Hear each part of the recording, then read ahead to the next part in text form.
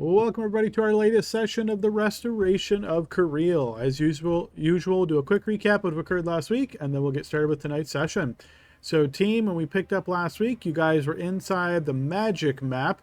Having spent some time in there already, you guys continued your adventures inside this map. Pretty quickly, you stumbled upon some creatures, which turned out to be Gricks. You guys fought them and did pretty well, able to take all of them down without suffering too many wounds of your own. You guys, after defeating them, collected the customary treasure that was seemingly appearing as you defeated opponents in this magic map area. You pushed on a bit, with Cerilia getting a bit in front of everybody, assuming that there was going to be a door at the end of the hallway. Turned out it was simply an open arch, and there was some creatures there that spotted her pretty quickly. And you guys found yourself in a bit of a quagmire type battle, as the tunnels were very tight and the creatures that were attacking you were creating this substance on the ground that made it difficult terrain and potentially even caused your feet to get stuck there. So overall, it was very congested, and you guys were having to fight through these very tight corridors and quarters. But eventually you did manage to defeat these opponents as well, including the floating eyeball that was shooting rays at your team. You guys pushed on after that. Found yourself into a more of a long rectangular type room, spotted a creature, or at least Cerilia did, through a portcullis to the east, but decided not to go that way. You guys continued pushing more toward the south and the west, and eventually found yourself in a room with a strange looking torture rack, or torture container, you might say, and the south wall. You guys inspected this, with Cerilia noticing this sort of widget built into the wall behind the cage, the torture cage.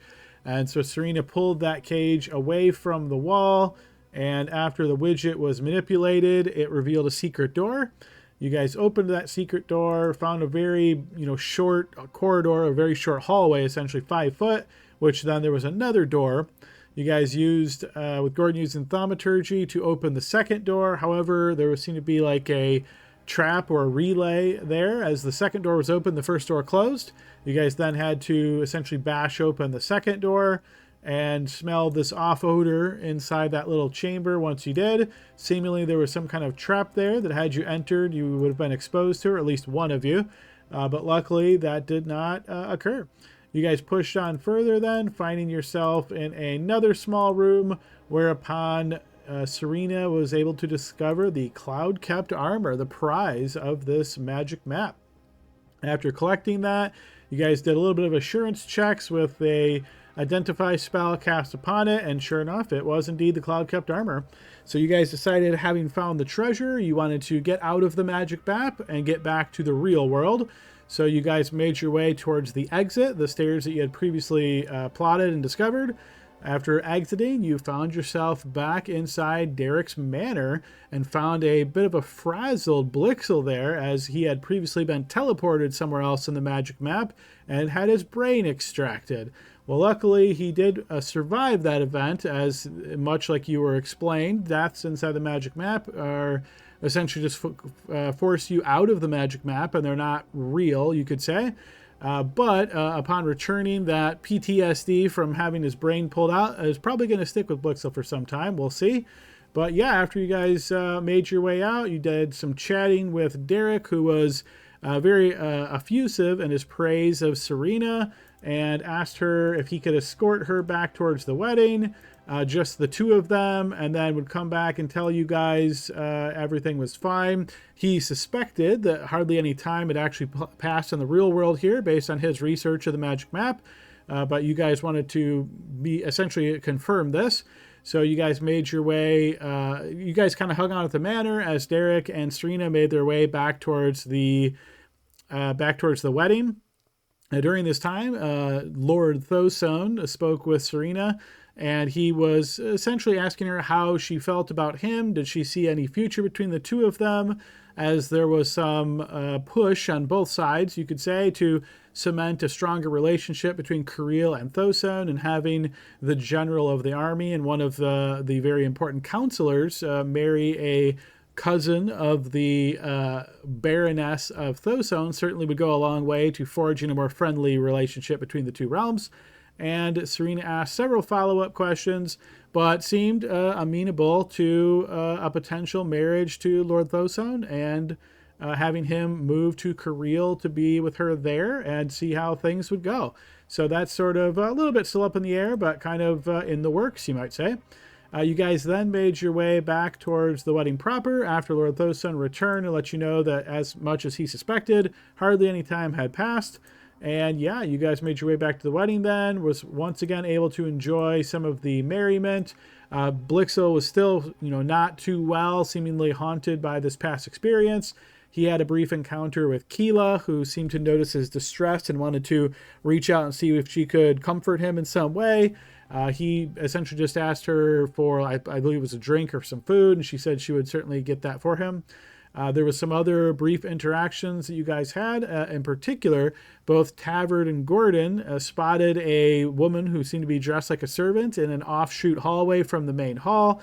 There was like servant entrances on both sides of the main hall. Eventually, you guys were able to piece together after some time that it seemed as though one side of the family getting married, their servants were on one side, and the other side was the other family servants. And so there was a lot of traffic back and forth in these hallways of the servants, but the guests were not going down this way. It seemed a little bit out of place that a servant was just kind of standing against the wall there. So Tavern and Gordon decided to approach her and engage her in some chatter. She mentioned that she was in the process of making a big life decision and she wasn't sure how she should decide, and she was feeling some pressure from her family of how to decide this decision. She was a bit cagey about exactly what this decision was. She also asked about how things were in Cariele, having recognized the two individuals as being counselors from Cariele, probably in no small part to their acorn shoes and green tree attire. And after getting some interesting conversation back and forth, she basically said, thanks for the chat, but she had to move on, and she's pretty sure she had made her decision at that point. And so she moved further into the servants' area while Tavern and Gordon returned back out into the main hall, spoke with some of the other counselors, and upon relaying this brief experience and mentioning that the servant named herself Amelia, it was brought to both of their attention that the woman getting married at this wedding, her name was Amelia. So was it possible that the bride was actually this woman who decided to dress as a servant and might now be, running away from her own wedding? The team decided to, predominantly Tavern and Gordon, to make their way back down that servant's quarters, see if they could find her again. She wasn't quickly spotted, and eventually some of the servants kind of moving back and forth kind of interrupted the search as they said, guests aren't really supposed to come down this way. What can we do for you? There was a bit of chatter back and forth as though the two counselors were wondering if this servant recognized the description of the woman, and the servant basically said, yeah, I'll look for her for you when I have time, but it's going to be a little bit challenging to probably track her down.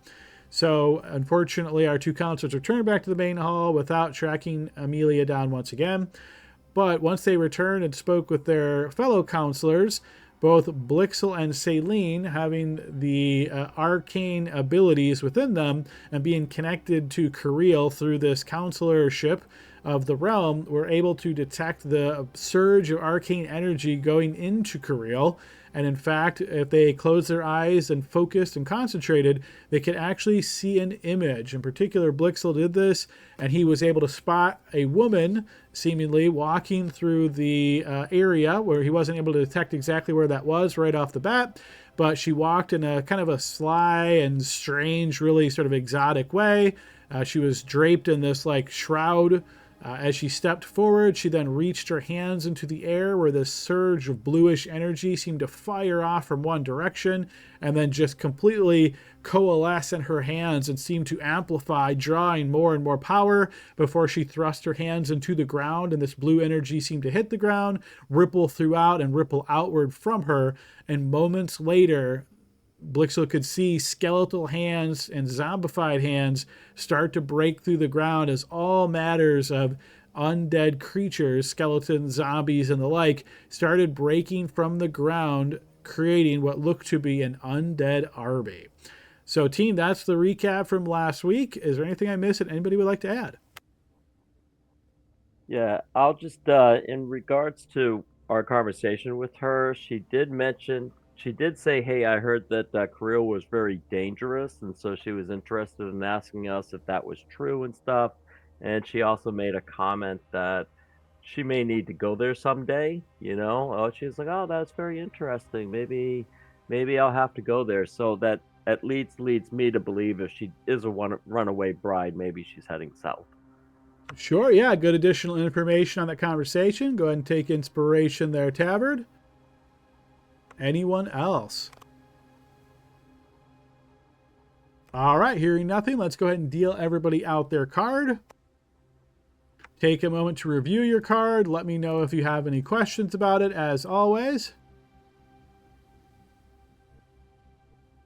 Okay, so with that underway, we find ourselves back at the manor house as this very strange vision has just filled Blixel's mind and Celine's mind if she chose to concentrate.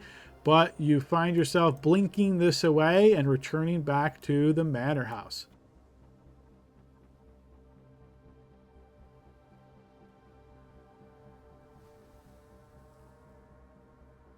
All right, team. So you guys are currently in the main hall. You can see that there is still a lot of back and forth between the occupants of the main hall here. You can see guests kind of moving back and forth, engaging in chatter. If you're curious about anybody who's actually here, feel free to ask. But I think you guys have met most of the folks, or at least the big names, you could say. There's a lot of other lesser known kind of folks that are kind of keeping to their own. But yeah, there's some conversation going on, people enjoying the food and drink. Every now and again, there will be like a knock on a glass, and somebody will stand up and give a speech. You notice that these speeches aren't directly about either the bride or the groom, but they're kind of generally about the concepts of unity and coming together and friendship and strengthening bonds. And it seems to be very almost very political, you might say, in overall tone. You guys describe that image to us?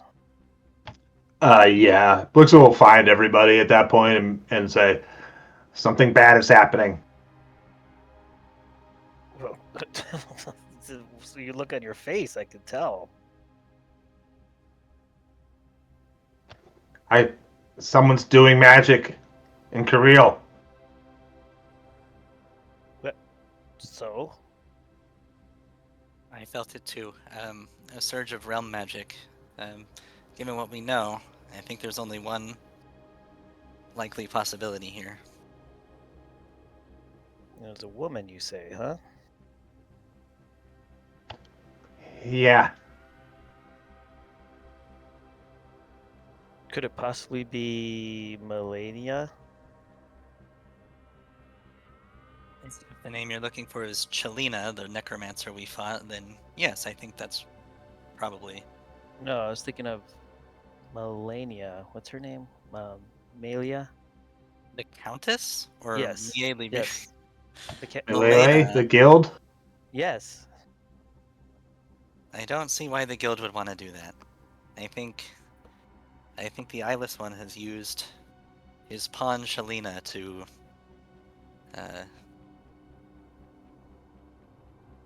start his incursion that we tried to stop by releasing the thrall, and then he went and did it anyway. So I guess we shouldn't have done that. We have to warn people there. Hey Brian, are you able to send that like mental message? Yeah, I can do that. I can do it right now.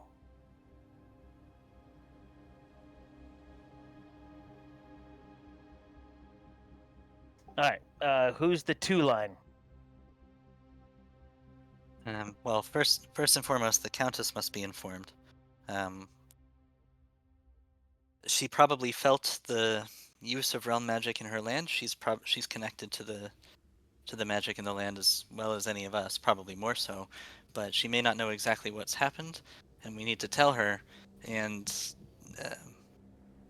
she'll likely ask us to come back immediately, or if she has other instructions for us to stay here or whatever, we can figure that out. But she needs to know, at minimum, that Cariele is about to be under attack by undead forces, and that we will hurry back as quickly as possible if we're needed there, which I think we will be. Okay, so something to the effect of saline detected realm magic in Cariele.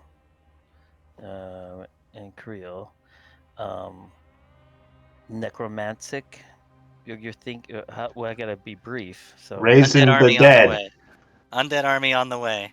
undead army on the way. We will return as soon as possible. Or be. I could say here. I could do something like this. Like.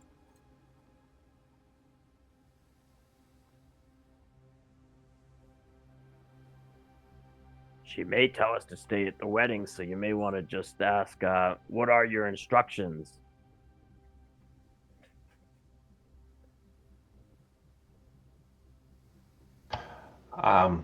Also, should we talk to Derek about this stuff? Yeah, I think if you get a message back, maybe we should talk to the 2 wannabe boyfriends or whatever and see if they say anything. I think so. Derek, at least, he knows a lot about ley lines. He may have some ideas of how to, if not stop this right now, at least prevent it from happening again.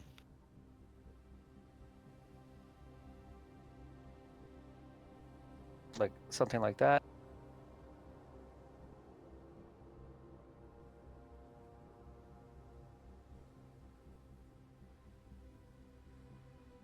Looks good to me, Brian. Gordon, Buck. Killing my immersion here. Okay, Adam. All right, that's the sending spell you're sending. Yeah, let me pop it. I think I have. Oh, yeah.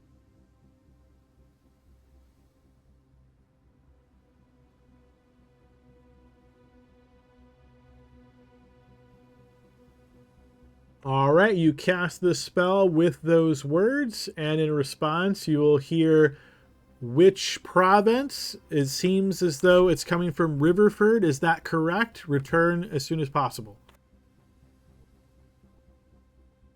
I have more spell slots. Do you guys know if it's Riverford? I mean, did you see any signs or anything? I don't know how this stuff works.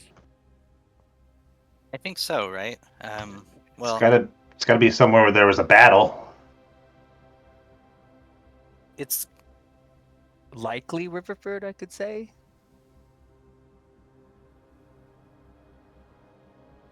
Well, that was the warning, right? Where one of the guys at the wedding said Riverford is the ley line, and he knew it was Riverford. Yeah, it's where the eyeless one made the ley line go into, so we should know that, right?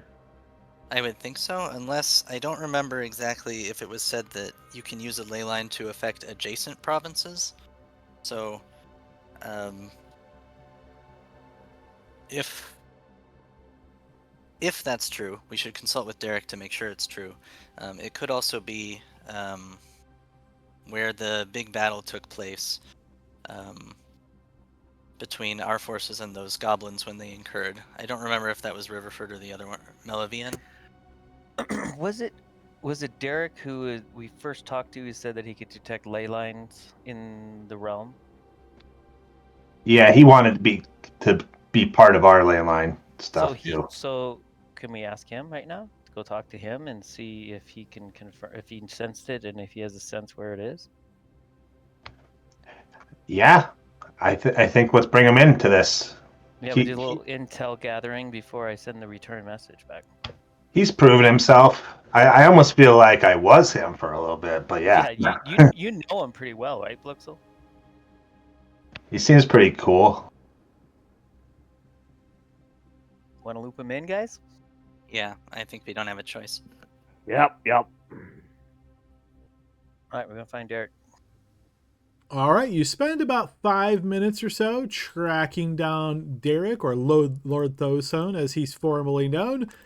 You see him kind of walking through the main hall area. It seemed as though he came in from the outside. You'll see he turns and he smiles towards you all. He'll say, "Oh, where has the general gone off to? I've been trying to track her down for another dance, and I can't find her." Do we know where she is? I know she's not here in game, but You noticed Ripping as out she that got to go back, fight like, undead. to your table, she kind of grabbed a couple drinks, started smashing them, and then mentioned something about looking for something fun to do and kind of stumbled out of the main hall.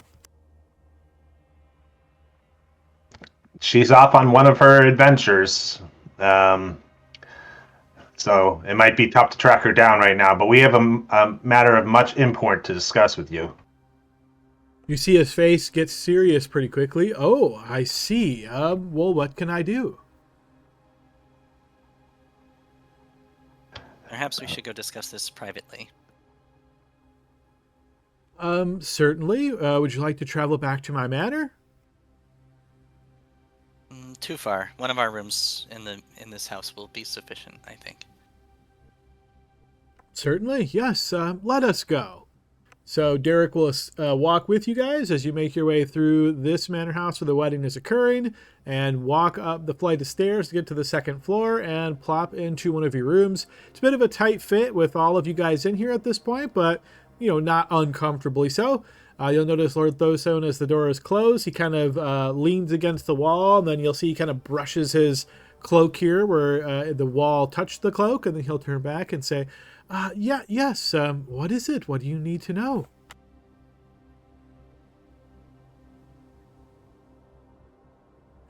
We are going to have to beat a hasty retreat from this wedding. We just received, Blixel and I, in accordance with our connection to arcane powers in our land, have received word that realm magic is being invoked in Cariele from our mutual enemy, we believe. And, Hey, he's summoned the death plague, hasn't he? That's always been his MO. Well, he's bringing an undead army to life from beneath our soil. You notice he He's grimaces almost right away. Ugh, a legion of the dead? Sure, if you want to call it that. In any case, I expect that such a legion will be marching on our population centers very soon, and we need to go help address that. But we were hoping that you had some additional insights into what we're walking into and how we might prevent it in the future before we march off to that. Or Well- if you can sense where it is. Well, as far as my knowledge of the Legion of the Dead spell, it only works in the province that you have your source in. It's not one of the realm spells that can affect nearby provinces. Therefore, it would have to be in Riverford, for that is where the ley line currently exists between Flood's Path and Riverford. So, as far as what you are walking into, I am afraid people, especially individuals such as yourself, being adventurers, you probably suspect that undead are not very strong. You've probably defeated many of them on your own, I imagine. But when it comes to warfare, undead are just far superior to mortals, to humans, there's the whole morale factor. They're never scared. They don't worry about getting hurt. They just continually march forward. They act in perfect unison to the individual who's giving the orders. So they prove to be a very effective fighting force on the war field. With that in mind, I can tell you that having read many of the histories of battles far back, even to the days of Mount Daysmar, when Azrai used this spell many times to summon legions and legions of undead, they are a very defensive unit. They can shrug off almost the most powerful of blows. There's even been talk of 2 units of knights simultaneously charging the undead legion and doing basically no damage, and then the undead legion slowly whittling away those knights and destroying both units. So, what I mean to say is, they are a very potent force on the battlefield. They are mostly susceptible to magical attacks, so you'll want to bring magic to bear against them. Can we enlist the holy people, the followers of the gods? It seems like they've had success against such creatures. In general, that would be a good strategy, but on the war field, it doesn't seem to be that they have the offensive type of holy magic that you're looking for. At least from what my understanding is that kind of magic is far too powerful for your average divine spellcaster to have access to. So you would need someone who's, quite potent in that line of work, you might say, to be able to strike with such magic against them. I'm sure that would be effective as well, but the most common ways of dealing with them are your fairly common fireball, if I can be honest. Gordon awkwardly shuffles with his feet, hearing the word mediocre divine spellcaster. And obviously a legion could be a lot, but how many creatures do you think that they're able to call upon? Is there a limit? The limit is their power. I can't tell you exactly how many are there. I can tell you that a necromancer that is powerful enough to cast this spell, but just barely, would only be able to conjure one. However, for someone more powerful, they could summon 2, 3, 4. Pretty much the sky's the limit if they are willing to invest that much power. Doing so requires both money for the components necessary, and it requires regency to create this type of undead unit. But I don't know how many units you're returning to. At least one, but it could be, depending on if the eyeless one is there himself. It wouldn't surprise me if he could conjure 6 units at a time. If he sent a lackey, then it might be someone who could only do 1 or 2. The eyeless one is a man, right? Nobody knows. The descriptions that people have of him say he looks male in general, but he tends to always wear this like iron mask on his face. His voice is obviously augmented in some way, but it is said that it is scratchy and deep like a man. But he never is seen in public with that mask off, so it's hard to say. Well, I had a vision, and it didn't seem like that fits what you're saying of the person I saw using the realm magic.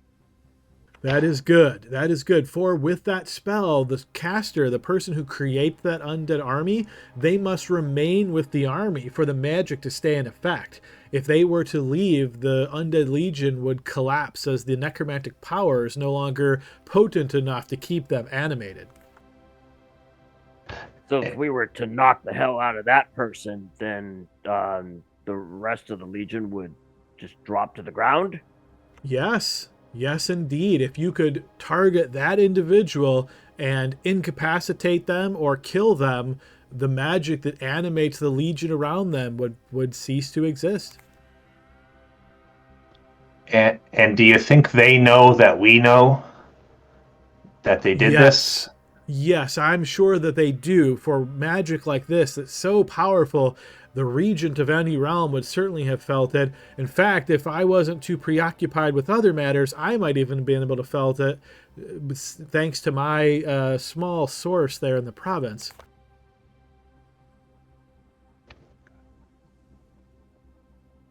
Well, obviously things have changed, and we might not be able to stay for this wedding. Do you have any way of us to travel faster than just by normal means by foot? I do, but I'm afraid such means are quite expensive, and I've been told time and again that I cannot offer these services for free. But if you're willing to use some of those funds that you made in the magic map, I could get you all back there quite quickly.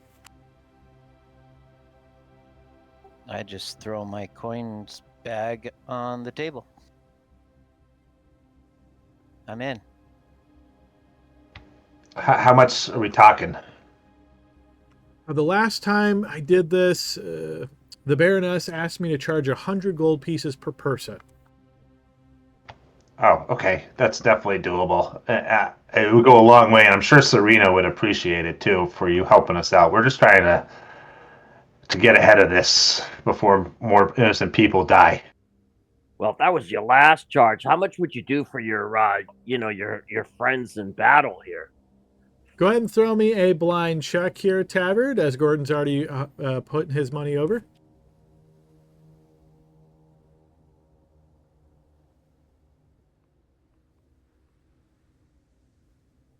Oh, well, you see, Counselor, I wouldn't charge you anything if it was up to me, but I'm afraid the Baroness has set these rules because she says she might need my magic power at any time. And well, unfortunately, I just can't use it and then not have it and say, oh, I did it for a friend. She won't go for that any longer. Yeah, so you're saying persuasion's not my highest skill set, huh?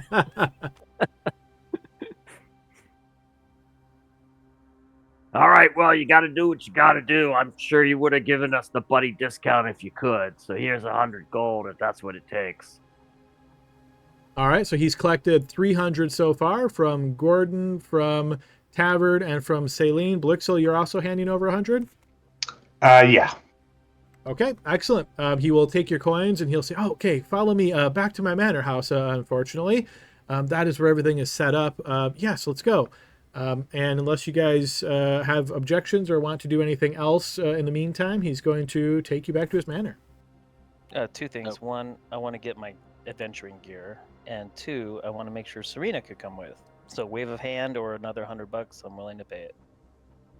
Serena can't be found at the moment, so this is my convenient way of saying she's not here, and even though she's the general, if she's back in Cariele when all this is happening, she'd have to get involved, but because her player's not here, I don't want that to happen. So she's lost somewhere in Thowstone at the moment. Well, we can still hand over 100 gold in case they find her. Yeah, you can do that if you wish. In case this takes more than one session and she needs to not be stranded here while we're fucking around down south. Yep, yeah, you can certainly do that. I'll add another 25 to the pile. Cheapskate. I'll add 25 too.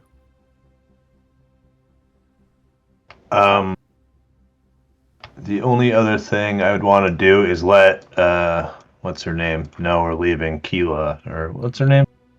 Yep, Yeah, Keelas. Yeah.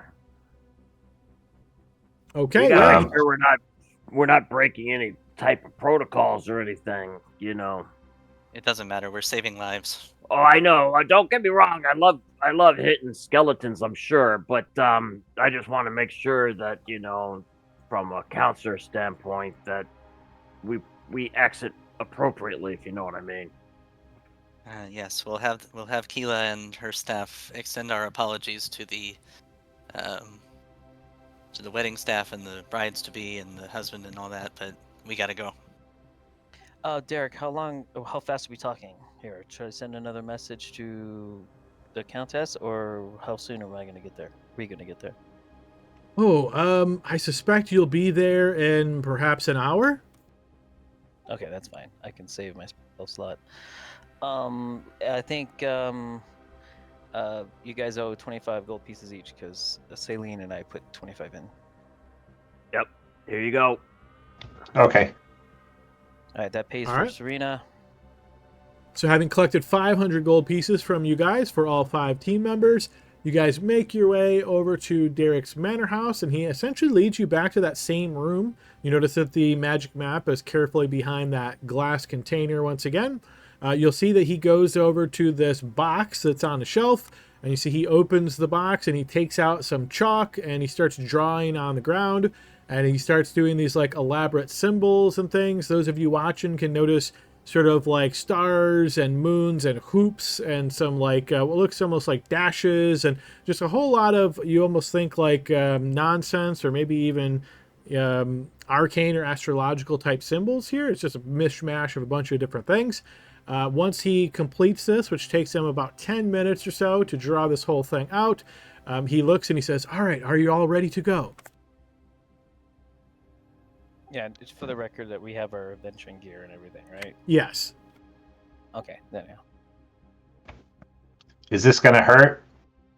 No. What's going to happen is you're going to find yourself in a very dark area. It's going to be quite dark, in fact, but all you have to do is keep following the light. You'll see a light. It will almost feel like it's at the end of a tunnel. Just keep walking towards that light, and eventually, once you get there, it will start to get brighter and brighter, and you will recognize where you're at. Well, where are we going to be? You will be in Carolinian, but the exact location, you may not have been there before. This is well, kind of a trade secret, you might say, but there's a very old teleportation sigil that was crafted in many of the major cities, even far back as the days of Mount Daysmar and some of the capitals that were existing in then, and of course the ones here in the frontier a little bit more recent than that. But there used to be whole networks of teleportation sigils, and this will tap into that. Okay. All right, please stand inside the circle. Well, Okay. will we know where we're supposed to go once we're there? I mean, if we don't know where we are, then Well, we need to ask for directions, and yes, we do need to, make our way through our own city to find the capital. I'm Well- sure we can manage it within a couple of hours. Well, this will take you to the capital city, Carolinian. But wherever you appear, it'll probably be in like a temple, or it'll be in like a fortified building, or maybe in old ruins. It might be slightly outside the city. I don't know exactly where this sigil is, but it's somewhere real close to Carolinian. Good enough. We'll figure it out. We appreciate. Yeah, we appreciate. And Blix will stop holding my hand. We appreciate your aid, Lord Thoson. If we don't all die in the next couple of days, we'll be in touch. I wish you best fortune, and hopefully you are victorious in your battles. Please stand in the middle of the circle. I will prep things and get it ready to go. All right, so as he ushers you guys all inside, you'll notice he starts to wave his hands, and Celine, you recognize the spell Fireball is what he's casting. Really? Celine does, yep. What's that? Why are you doing that? He seems pretty focused, and he's letting the spell go. Is there anything you're doing right at that time? I mean, no. But All right. we can survive a fireball if he's killing us. But I don't think he's killing us. So as you stand there and kind of very confused as to why exactly this is happening, you'll notice he casts the spell, and sure enough, this small bead flies out, and just as it starts to explode, you notice the sigil on the ground here lights up and seems to draw the energy of the spell inside of it, powering it as it gets very bright, and you can actually hear the crackling of energy as the sigil spins very rapidly, goes from the ground all the way up. And much like Lord Thoson said, you all find yourself in a very dark place. You can feel as though there's this dark mist, this vapor kind of striking you in the face. You're breathing it in. You can just feel it coating your face. Like your skin gets very sheeny, almost a little bit slimy. You feel as though there is this bit of a path around you, but you can't see what it is. The ground just is this blackness. It's hard to say whether this is dirt or rock or some other substance. Do we see the light he was talking about? Give me a blind check, Celine, as you start scanning around. Did I find my token? You do not. It is darkness all around you. Well, I'm sure we all are at some point, right? Sure, you all are what? Looking for the light that we're told to look for. So can I look? So yeah, you notice Celine looking around. You guys are kind of scanning around as well. You're not seeing anything, much like Celine said. This goes on for maybe 5 minutes or so. No, there doesn't seem to be any light to any of you. I'm gonna cast light on. Well, I mean, that's not gonna help, is it? Because we are using dark vision, right? I'm gonna cast light on my shield and give us a better bearing of where we are. All right, as you cast light upon your shield, you notice the light is very much dimmed here, not like it is in other areas, even in dark caves that you've been in before. The light, bursts into existence, of course, and it does light things up a bit, but you have the feeling it's about a quarter as effective as it normally would be. So you've got about 5 feet of bright light around you and maybe another 5 feet of dim. The ground is truly ground, and as you kind of glance at it now with the benefit of light, not relying just on black and white dark vision, you can see this white alabaster stone ground. Does it remind us of the castle at all? No, The it's way the stone is. no, it's pretty old looking stone. Like it has this almost ethereal or ghostly quality to it. He put us back in the fucking map. So the light is like weirdly dim. The light from the light spell, yes. Is this any reminiscent to like the Shadowfell stuff we found? The Shadow World. I don't think you've ever been Yeah. in the Shadow World before, have you? No, just heard about it. It's too bad none of your team has ever been in the Shadow World. Savard has been in the Shadow World. Yeah. Savard, does this look familiar? I was able to. Well, am I able to see with my dark vision though? You can see with dark vision out to your normal range, but again, it's very black and white, so you're seeing just like a lot of gray, you know? Yeah, I don't remember that being. I thought I had a better vision last time, but does this look like the same? Give me a blind check, Tabard. Yeah, because those always go well. As you scan around this area, yeah, you do get a pretty strong suspicion that you are now in the Shadow World. This feels a bit off to you, and you kind of start looking around with this dawning realization upon you. And as you glance up, you notice these sort of like flittering, vaguely humanoid forms seem to be moving rapidly from left to right over your head. Can you describe the forms? So think of this as like a stretched out human, but you're only seeing torso and arms and like a really stretched out head. It almost appears as though they're wearing these really big kind of wizard hats, like cone type hats. But again, they're really stretched out and unnatural dimensions. So it certainly doesn't look like a physical object that they're wearing. And they, of course, don't look physical either. Do they look aggressive or just curious? They aren't paying attention to you in the slightest. They're going by over your head, probably 100 feet or more over your head, and flitting by very quickly. All right, I'm going to mention this to the party to let them know. So I'm gonna dismiss my light spell and just rely on our dark vision now at this point. Okay, as the light spell goes away, you notice those figures up overhead, Tavern, wink out of existence. We gotta find the light. We gotta look for the light. I'm gonna do a divine sense. And we don't think this was supposed to happen, right? This was like not in line with what he told us would happen. I don't know. What do you think? Well, I'm thinking that we discussed a very long time ago, I think in session 0, that in this world, all teleportation magic has a small chance of going awry and getting you stuck in the Shadow World. So I think an accident happened. That is that I will say that that's a very possible thing, and based on the knowledge or the lore of this world, that is a reasonable suspicion to have at this moment. And based on the lore of this world and what I understand as an arcane spellcaster, what is the recourse for this? Do we just have to like walk in a direction and hope to find a way out?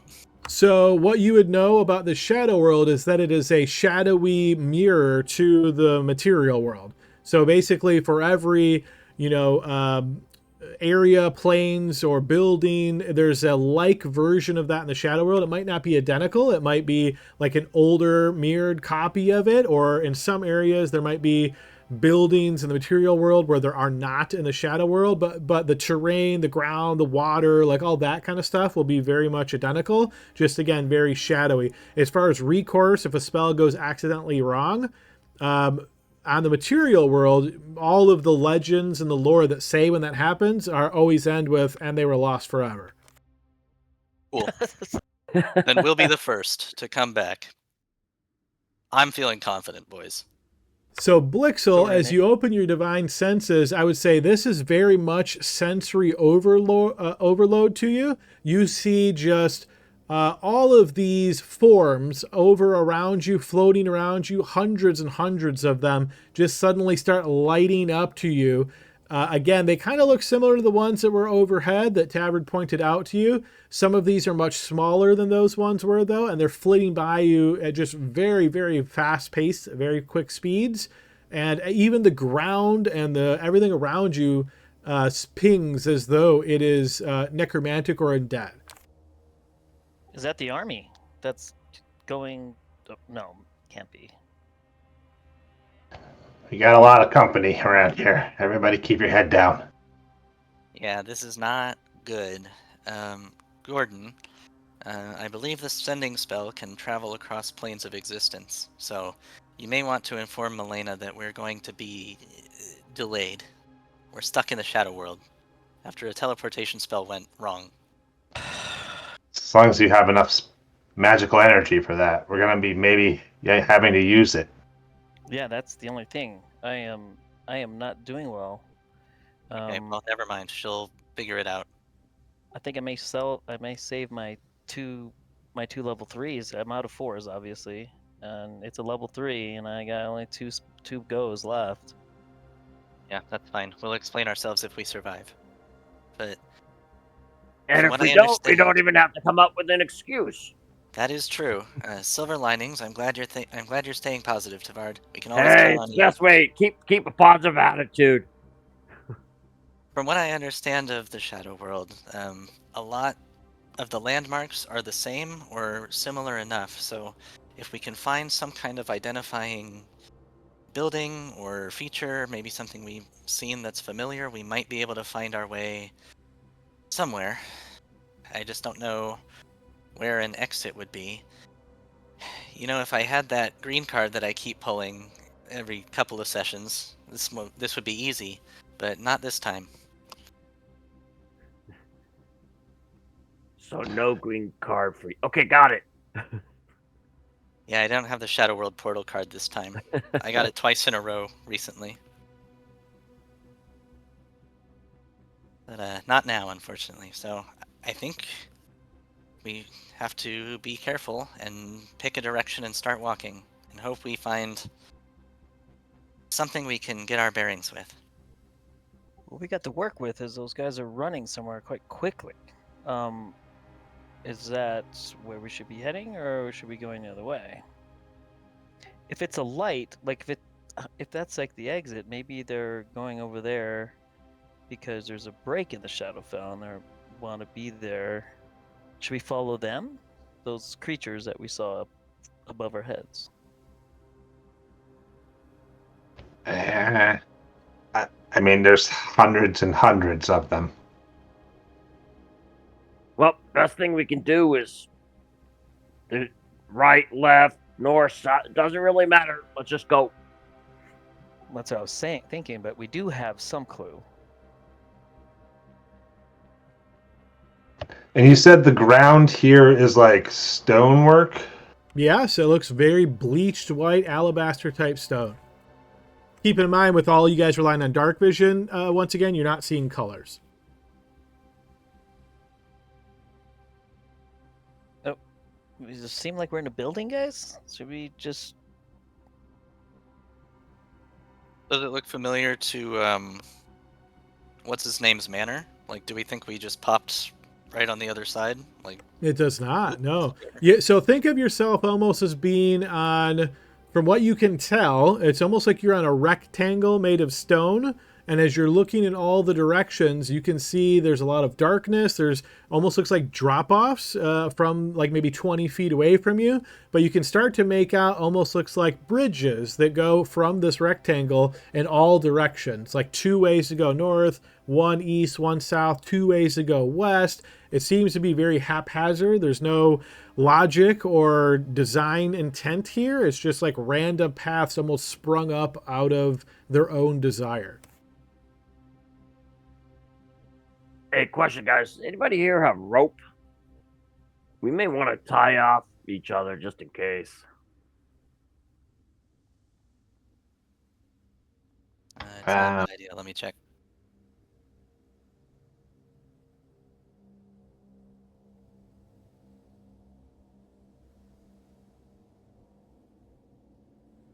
I don't think I have rope. I do have Explorer Pack. Great, Gordon. Tavard is right. We shouldn't get separated here. If we do, we're definitely not going to see each other again. So, I don't know about you, but I'm making it back. So, I mean, I doubt in the shadow world here there's really any good food. So I'm definitely going to make it back. well, we just ate a whole bunch at the party, so we should be good. Also, I've heard that if you eat down here, you can't come back. That's what I read in one of the stories. Bill gets it. That's a reference to Greek mythology, if anyone was Oh, I paying got it too. There you go. Do you think your special lady friend is around here, Tavard? I you don't might really have to call want in a favor. We're not dating right now, if you know what I'm saying. Well, you might have to patch things up to find us a way out of here. Hell Not no. saying you have to, but we should keep our options open. All right, one of you may be sacrificed. I mean, okay. I was thinking more of the lines of what Blixel did with Garnica. But yeah, it well, wasn't really that kind of relationship, but say no more. Say no more. God. Let's tie that rope.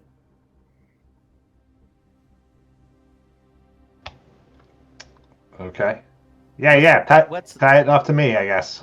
What's the rope for? I'm sorry. I'm really not getting the rope thing. It's because they're bridges, and he's afraid we're gonna fall off. Well, and it's dark here. You guys, I mean, I have dark vision. Some of you may not be able No, to see. we all have dark vision. We're all good on that. Oh, I didn't think you had dark vision. Yeah, I have goggles, but I'm using the light to give us better view. But we could examine a bridge and not tie off a rope yet, right? And to clarify, you snuffed your light, so you're not using light. I did.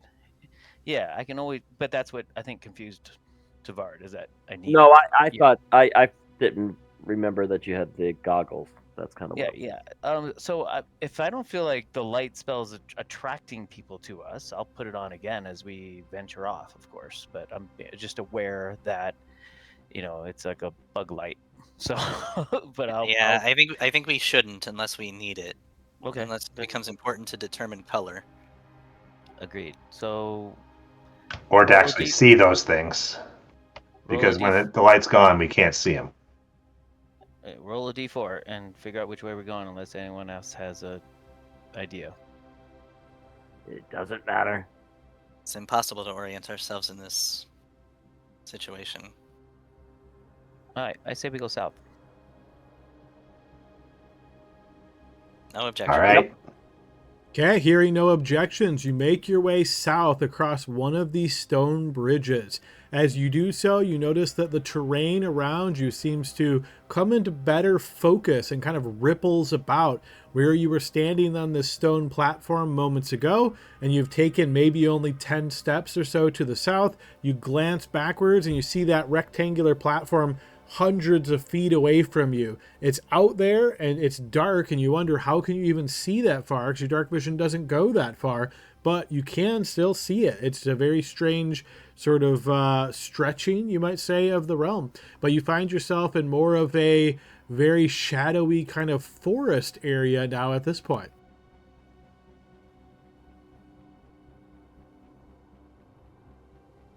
It doesn't look like the city. No, but there's a lot of forest in between. There's a lot of forest all over the place, so this tells us basically nothing. Yeah, so what are we looking for? Like a rift or something like that we can walk through?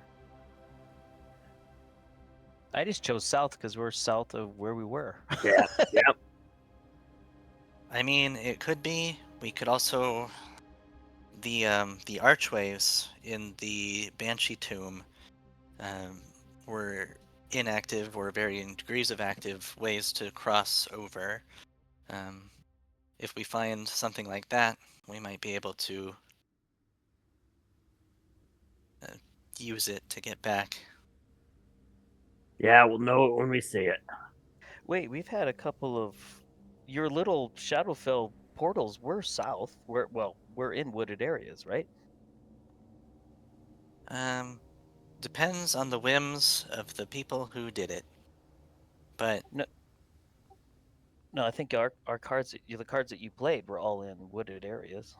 happened to be, because Yeah. Cariele is covered in wooded areas. But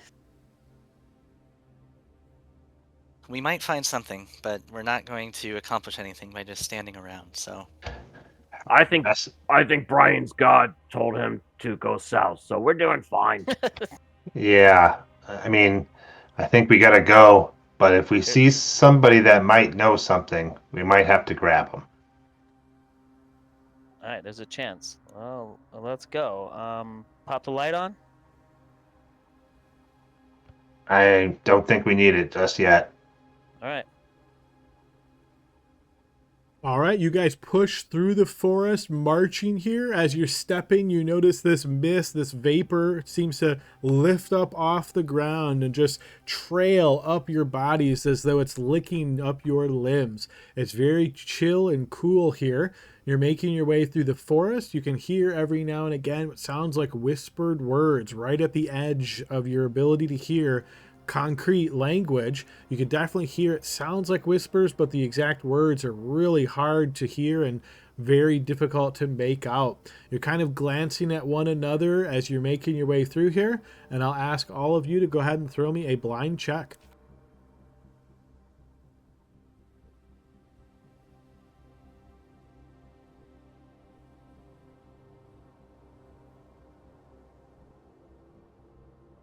Okay, Tavard, Gordon, and Saline, the three of you, as though almost at the same moment, spot off in the distance through the woods, through this sort of sagging limbs and these very dark, almost black, oily black leaves that hang off of them.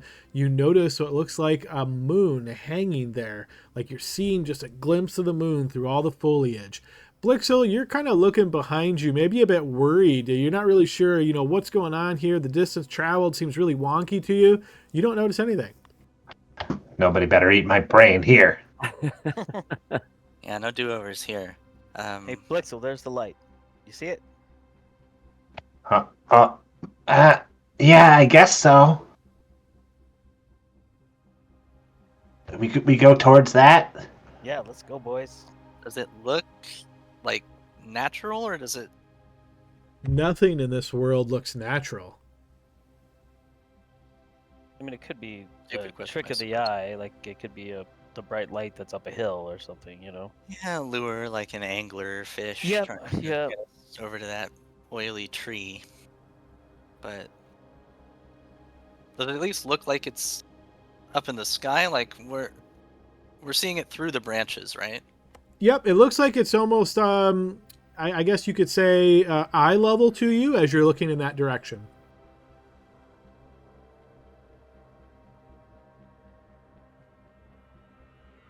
Hey, it's a direction. Let's Yep. go. Let's go, boys. Yeah, just keep your eyes peeled though. Sometimes if there's a way out of some place, people make that their job to be gatekeepers. Okay, you guys keep pushing through the forest, and that seems to end very abruptly, and you find yourself back on this alabaster stone kind of platform. Glancing backwards, that forest seems to be very far away from you once again. The light hasn't grown any bigger. It still seems like it's the exact distance away from you. Hard to say how far that is, but yeah, it's still in that same spot. So are there more bridges that we can cross, or does it feel like we're back where we started, or is this a different area? It does not feel like you're back where you started. There are bridges here, but only three. One going north, one going east, one going west. You look back and you can see, again, the forest quite a bit distance behind you. The light is essentially directly to your north. North. Weird, I thought we were going south, but it's hard to It is orient very ourselves here. disorienting in the shadow world. Okay. So you guys are pushing towards the light? Always head Yes. towards the light. Yep. All right, you guys continue traveling towards the light, trying to make more headway in that direction. It's very difficult, again, just even feeling like you're getting closer. But as you continue walking that way, for like one step, you seem like you're pretty far away. But the next step you take, you feel like you're right on top of this light. There's no heat coming off from this light. There's no feelings of warmth, nothing good about this light. It's simply just a pale white light. Do we just keep walking through it, like Derek said? I think so. Yeah, because I mean, This it's is- exactly what he described to do, and he did say it would take an hour to get to Cariele. And if we teleported instant like that, it wouldn't take an hour. So maybe this is the way, the old way of making your way through teleportation circles is looking for the light and doing exactly what he says. Yeah. I think this is it. Let's get out of this place. All right, each of you continues walking into the light, and you can feel yourself enveloped by this light. It brightens up this area with this pale white light all over your bodies. As you glance at one another, occasionally you can see almost like the jawbone under your skin, or you can see a bone under exposed skin of an arm here or there. I'd like each of you to throw me a Constitution saving throw.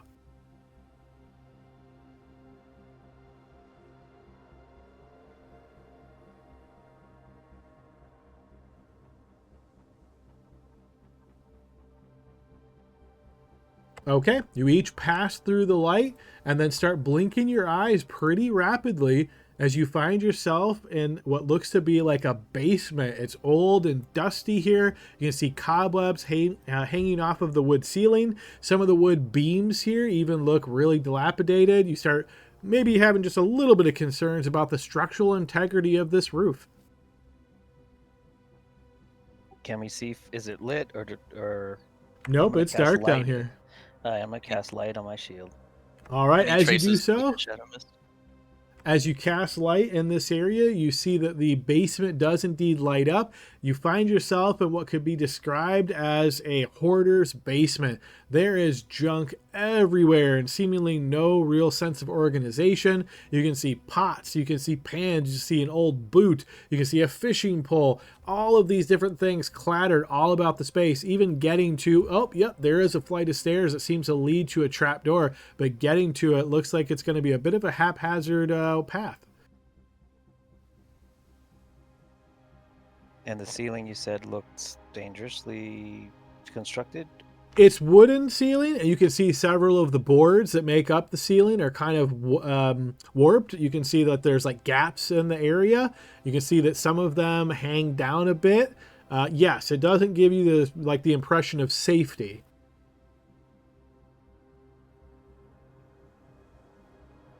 Gives me an impression of a mimic as we try to move the stuff out of the way and get to the stairwell.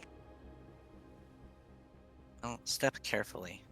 Looking around, do we see any signs of like the same like shadowy mist or something, or do we think we might be back in reality? You see nothing that would give you any impression that you're still in the shadow world. This just looks like an old abandoned basement. What happens if we walk back the way we just came? As you turn back looking for any signs of that light, you don't see it. You simply see a dirt wall.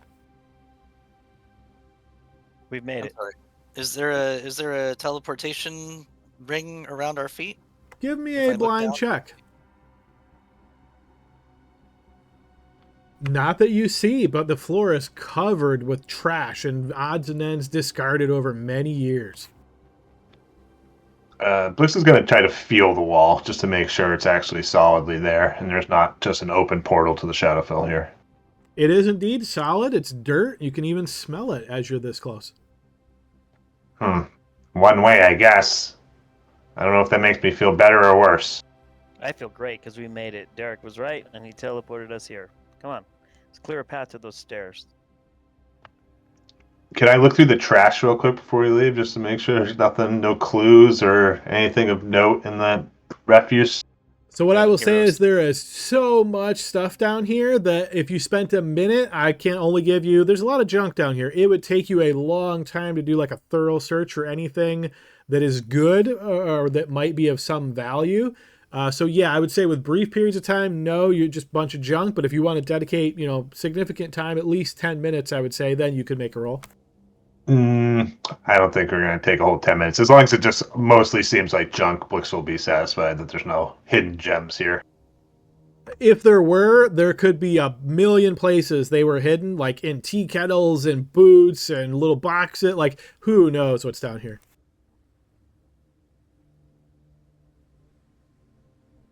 All right, well, do the lightest of us want to go up the stairs first? Because they look a little rickety. Well, we have to clear a path first. So here, hold this. I'm gonna pick up, start pushing some stuff there, Adam, to the side. And give me an idea of how you're doing this. Is this like quickly, doing this as quick as you can, just kind of scooting things? Are you very delicately picking one thing up at a time and moving it over? I'm pushing if I can out of the way just so I can get a foothold through. How big are the trash piles? Does it look like there might be any like load bearing? Like how low is the ceiling? No. So just to clarify, you can't see past the ceiling. So all of the trash, all this odds and ends stuff is on the floor. So are you asking there's if not there's... like there's not like huge piles like propping up the ceiling or anything? No. Okay, I see what you're saying now. No, Yeah. None of the piles reach the ceiling. Okay. I'm sorry. So, Gordon, that was like moving quickly or moving very slowly? Yeah, I'm pushing stuff. No, I'm not moving very slowly. I'm pushing it away with my knee or shoving it out of the way just so we get like a foot so we Same. can walk through. I'm just moving things. I don't care. Moving average. I'm average. Yep. Okay. As you start moving some of these things and they start clattering, some things get, kind of knocked over. It's almost impossible not to bump into something just because of how much stuff there is. You set up a bit of like a domino effect here, Gordon, as you're kind of moving stuff. Tabard probably assisting in this as well. You hit one thing, which hits into another, which hits into another. You can hear all of this rattling. And suddenly from above you, you hear, "God damn, rats are back at it again. Give me the poker." Is that old mister? Oh, it's occupied. Yeah, we're in a hoarder's basement. Well, I'm gonna continue to do so. Yeah, Well. me too. All right, you will hear need the to get sound up of those stairs. footsteps now as you're making your way, trying to like carve a path through all this debris, and suddenly there is light that is thrown down in the basement as the trap door is flung open, and you see this halfling walking down the stairs with this just absolutely pissed off look on his face. You see he twists and turns, and he's got this big club in one hand, and then you can see he's got a lantern in the other hand, and he's like trying to get the lantern all lit up and everything as he's making his way down the stairs. Oh wait, it's us. We're friendly. We got stuck in here. We need out, and we can get out of your hair. You notice he seems very surprised by this as he spins and he looks towards you. You see he's got like a wiry frame and he's got these layers of patched clothing. You can see he's got very beady eyes and they're kind of darting constantly back and forth as he's looking at you. How did you get down here? Where did you come from? We're the counselors of Cariele, and we needed to get back to the castle as soon as possible. We cast a random teleportation magic that brought us here at a random point. But we need to get back to the castle as soon as possible. You don't say. Oh, wow. I don't even know how to respond to that. But yes, you're Carolinian. You're not thieves, right? No, we're stuck in your basement, and we just want to get out and get to the castle. There's an emergency. And you didn't take any of my treasures, did you? No, we're not taking anything. We just need to get out of it. Do you mean all this junk on the bottom here? Junk! This has been collected over a lifetime, young fella! Go ahead and give me a blind check, Gordon.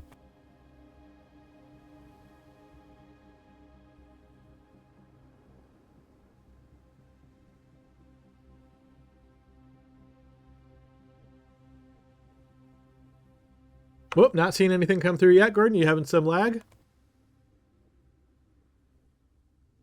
Ryan, wake up. Got it. I know I got it.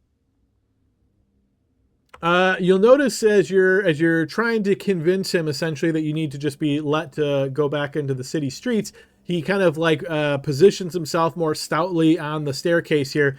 Wait! I'm gonna need you guys to come over here and let me look through it. Make sure you didn't penny pinch any of my stuff and put them in your pockets or your bags. Jesus, Sounds good. not a problem. Whatever. Yeah, sounds good. We'll come up. No problem. All right, and as you start walking, you see he like grimaces each step you take that kind of moves stuff around. And he's like, "No, don't step there, and then there, and then there." And you see he's pointing out, and as you look, you can see little tiny paths, maybe about size for a halfling. Maybe if you were real careful and delicate, you could hop. All right, yeah, you guys make your way to the wall with as much grace as you can, and sure enough, he starts looking all of you all, and like one eye gets real narrow as the other one's open, and you see he starts like shaking your clothing to see if anything shakes out, and spins you around, kind of dusts you off by slapping your back, looking for stuff. You see kind of like pokes around, and this takes probably a good 10 minutes or so before he seems to be finally satisfied that you haven't taken any of his quote-unquote treasures. And he says, all right, fine, go up there. I gotta figure out how in the world you got down here. It doesn't make any sense. Yep. All right. Thanks, bud. See ya. All right, you make your way up to this shack, essentially is what it is. Nothing special in this area at all, but you do notice an older elven woman, or I'm sorry, a halfling woman, and as you enter to this shack sort of main floor, you see she turns and looks at you and looks like she couldn't be any less impressed at all, and then just turns back to this little piece of embroidery that she seems to be stitching. All right. Well, no use Don't care about her asking her. judgment. I walk out the door. No use asking her for directions. Let's go. All right, you find what apparently is the door, stepping out of this and kind of glancing around, and you realize you are in the poor district of Cerilia.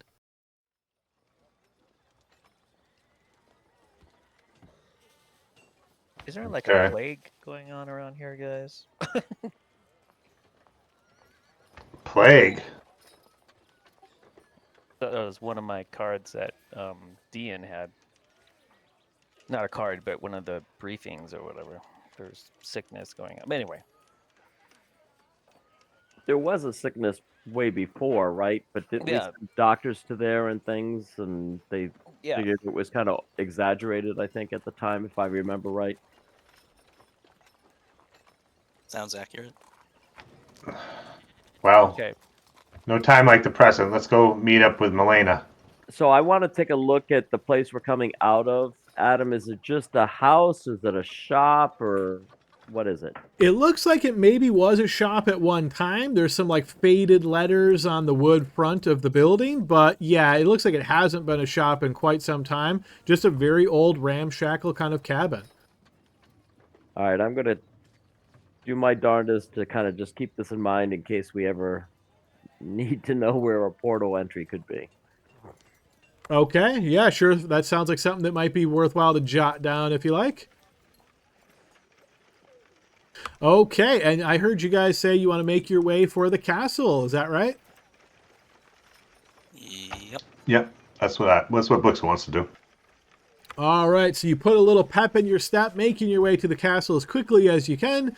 As you get to the castle outer gates, you notice the guards seem to, of course, recognize you.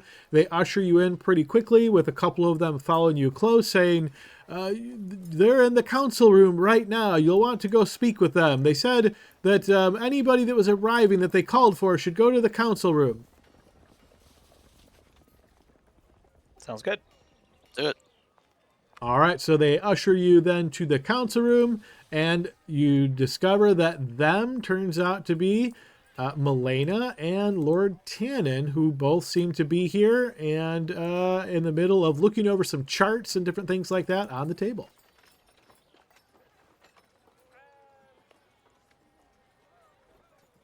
All right, as you push your way into the council room with these guards behind you, quickly allowing you to take your seats or stand as your choice, you notice Milena looks up towards you and she says, I did not expect you back that quickly. That's quite impressive. Yeah, we came here through the Shadowfell. Long story. Serena's still back in Thosone, but we needed to get back here as quickly as possible. So our general is not here? Yeah, it's inconvenient, but it is what it is. You see she kind of like lowers her eyes for a moment. You can see almost like recording something mentally.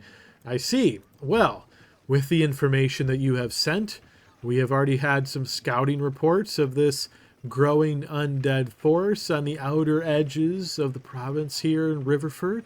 Seems as though the force is in our province now, but as far away from the castle as you could be and still inside of the province.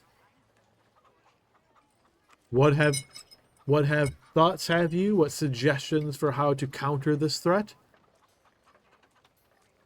I nudge Celine.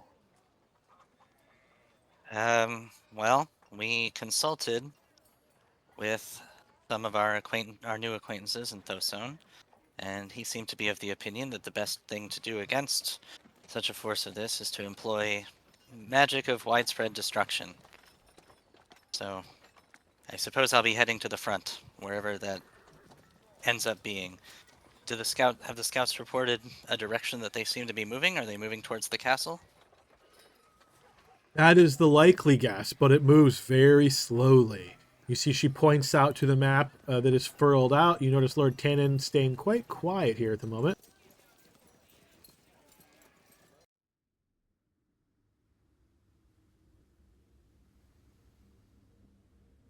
So she gives you this sort of rough, kind of think of this as little wooden indicators of units on the map. So you would have like an archer unit, an infantry unit icon, and then there is this basically just small black stone that she has placed here that represents the Undead Legion.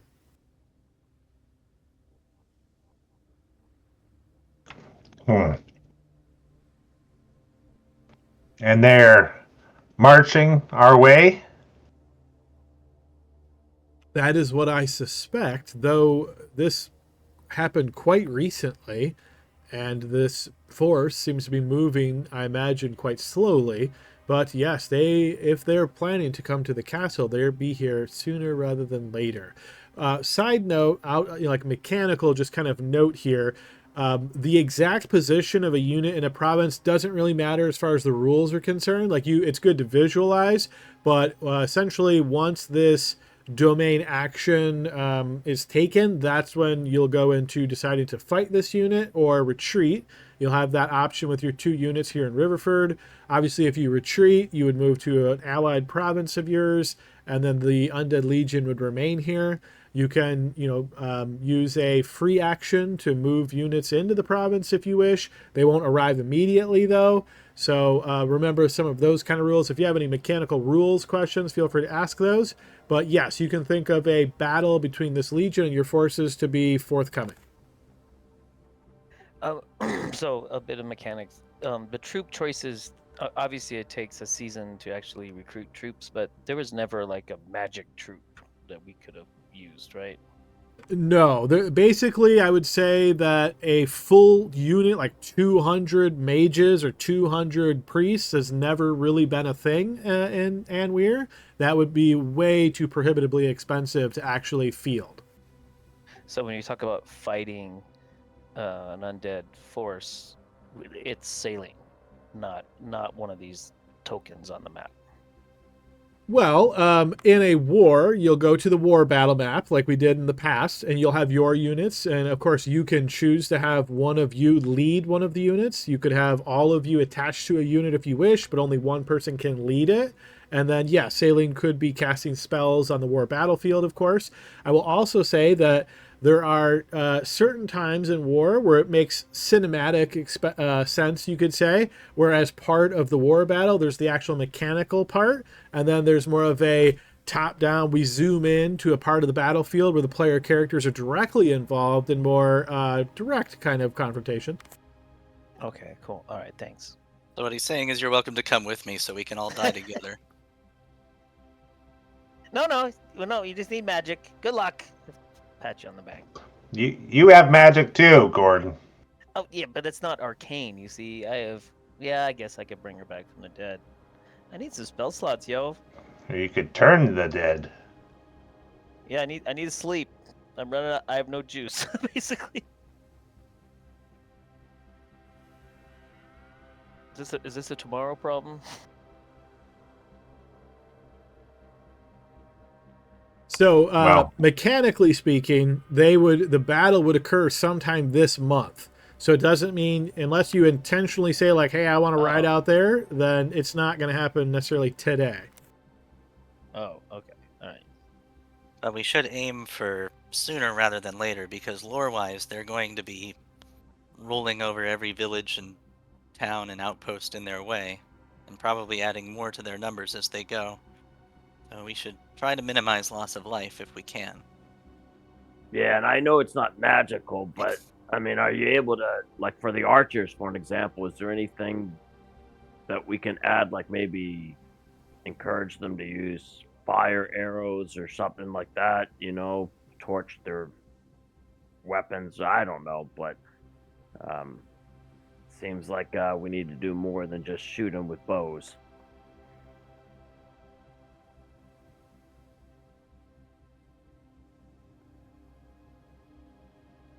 It is also worth noting that it was explained to us that an army of this kind can only exist so long as the caster who raised it is among them. So we should be prepared for the eventuality of confronting Shalina again. She had that very powerful Circle of Death spell that would likely incur heavy losses on the battlefield if it's loosed against us. So she's definitely in there somewhere, and we're going to have to find a way to deal with her. And if we kill her individually, the armies will fall. Or at least just Mm. make her unconscious like we did before, right? You know, because he said, or just unconscious. I mean, I vote for death, don't get me wrong, but I mean, she did Yeah, come well, back, right? we tried that once already, you're right. Yeah. Better to tie her up. Better to kill her, but you know, I'm just saying that Best to kill her, if we can yes. at least knock her out, at least the army's gone, and try to kill her, of course.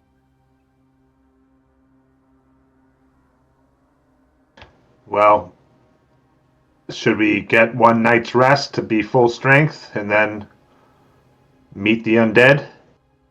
What does the Countess say as we're talking like this? She's watching you as you guys are kind of speaking with one another. You can see she's sort of weighing and evaluating as you're speaking.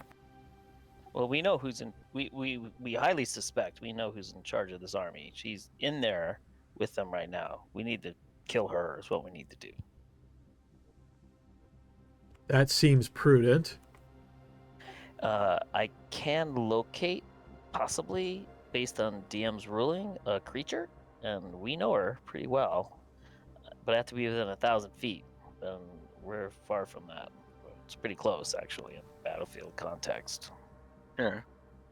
But when we get to the front, I guess the clearest path to the quickest victory, it's risky for all involved, but if you can pinpoint her location among the horde, I can loose my fireballs, maybe clear a path for us to blitz her, but then they may, if we do that, they'll collapse around us, so we'll have to kill her very quickly, or we're going to be surrounded and cut off.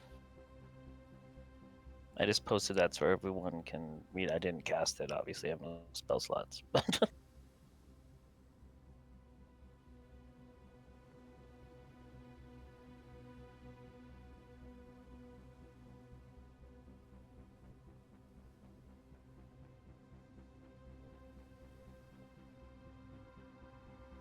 Okay. I can get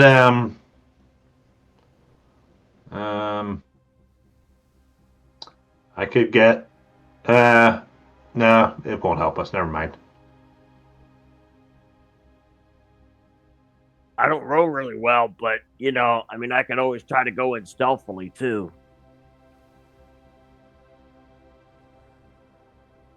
No, we don't want to blow you up with the fireballs when they start flying around. Oh, those. Yeah, come on. Those little peddly little sparks of flame, whatever. Has word come to the capital that there's an undead army marching on it, or are people starting to panic in the city? No, we've been able to keep it under wraps. This all happened very, very recently. So, but we could potentially move tomorrow morning and try to nip this in the bud before any gossip starts to circulate. That would be ideal, yes.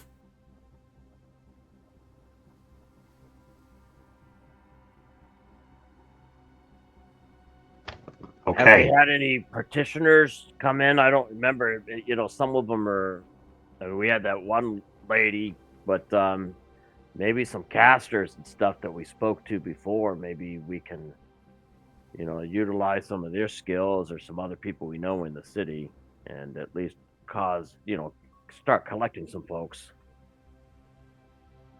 You notice Milena looks over to the treasurer here, and you see he's again kind of quiet at the moment, just kind of observing, waiting, and eventually you see he doesn't pick up on this like hint, you might say, and she eventually goes and looks over towards his direction once again, and you see he looks up and he says, sorry, yes, right. And you see Lord Tannen kind of stammers quite a bit here, and he says, as far as petitioners, I don't know of any casters that are nearby that would be amenable to helping us. We have a couple of requests of petitioners for the next session of council, but that's still a ways off.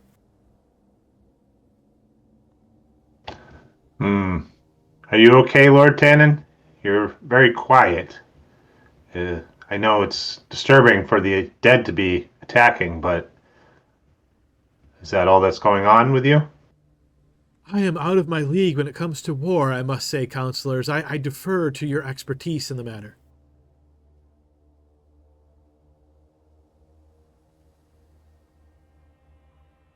So then, if you're here to help, then pay attention, okay? Because this is war, and we don't want these guys marching any further. I agree, you probably don't know much about it, but, stay focused, okay, bud? You see he looks towards you and kind of gives you like a flat stare, and then he nods slowly, picks up his quill, looking at parchment once again.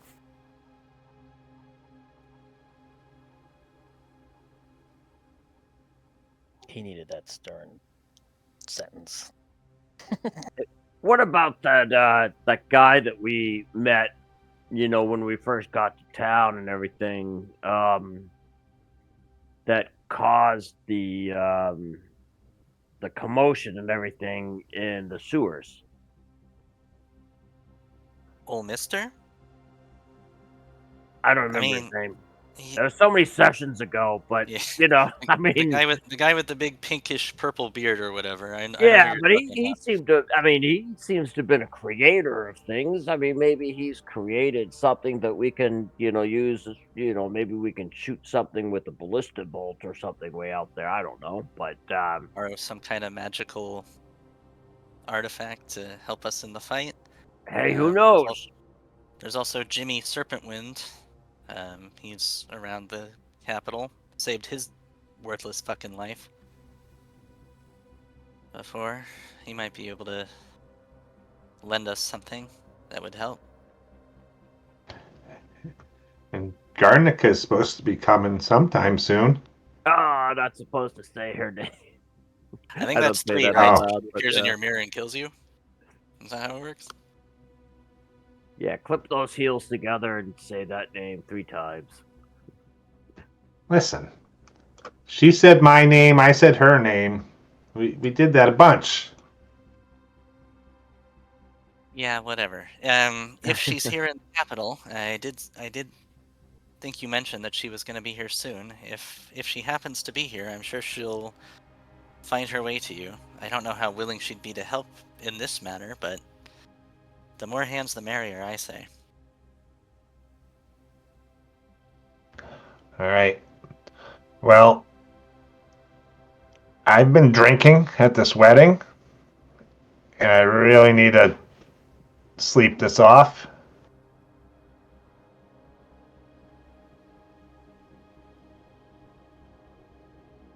Yeah, I think it's best if we take the night, ensure that we're fully charged and ready to confront this thing head on.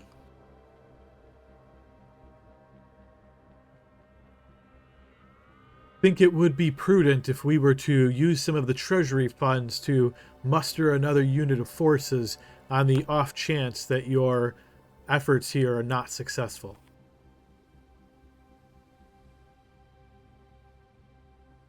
No objections, but will they be ready in time for Not the immediately. engagement to take place? True. But a second line, sure.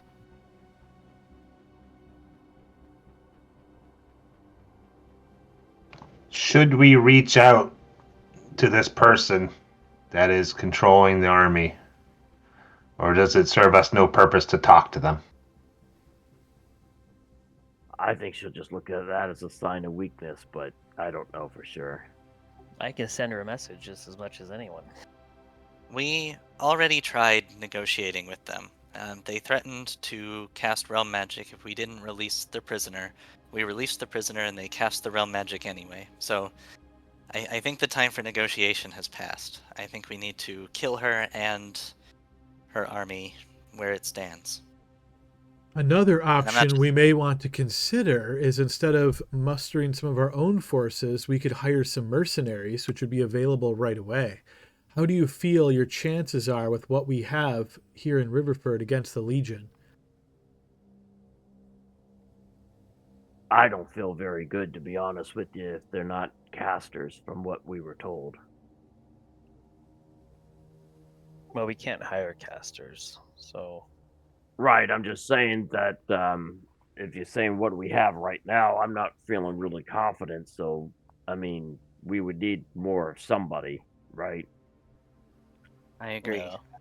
My magic can make some difference, but there is a caster more than equal to me on the other side as well. If the woman leading the army is who we think she is, she has access to higher level spells than I do. So it would be a mismatch to go one-on-one.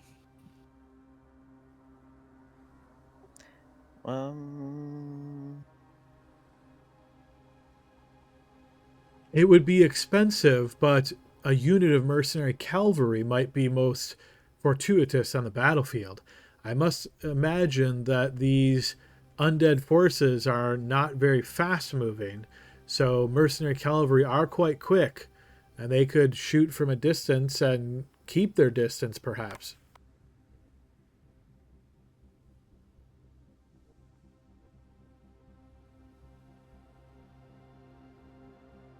I think. What do you think, Tannen? We have the money for that? Well, the treasury currently stands well enough to absorb that cost, but of course, then there's the long-term maintenance cost. But if you feel they're necessary, then I will certainly use the funds. I feel they're necessary. And you see, she nods. Yes, I agree. Let us muster some mercenary cavalry.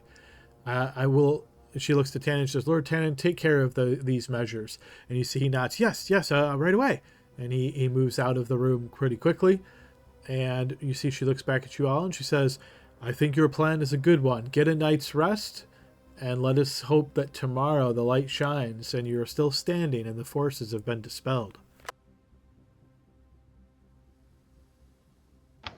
Sounds good. Oh, also, I think Serena and Derek Thompson are gonna maybe get married. That is something we can worry about at another time. Our focus must be on this undead legion. I was gonna come up with some random thing before she left too. Gordon, if it looks like this battle is happening soon and the general is not going to be joining us, you may want to send a message to one or both of them to not send her through the Shadowfell alone. I'm glad it worked for us, but I don't like anyone's chances of walking through that by themselves. No, yeah, I agree. You might want to take the footpath back. I could send something. And has she gone? You're asking if Milena has gone? Yeah. Nope, she hasn't gone. Okay. Yeah, and I have other thoughts as well.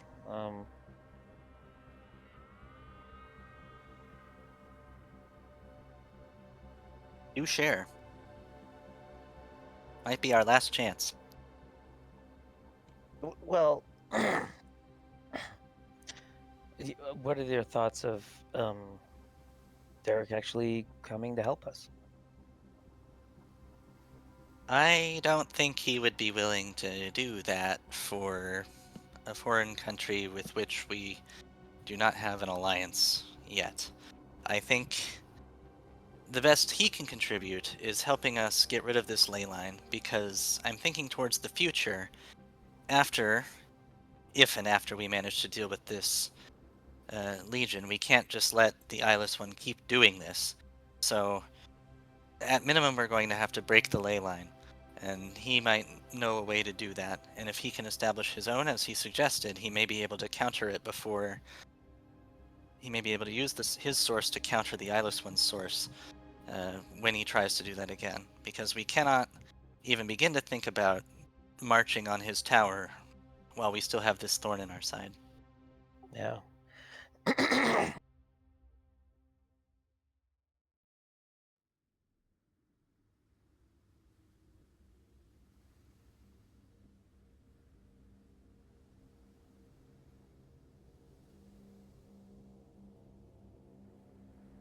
Okay, I'm gonna hit the hay. If I gotta get my spells back so I can do a little something. I can't do a fireball, but maybe I can help out. I mean, if I tell Derek that Serena has to walk back, she's not going to make it tomorrow's battle, and looks like she's not going to make it anyway. You know, unless you plan to stall for 2 hours until the session's over, I don't think we're getting her. Yeah, we have to do this now.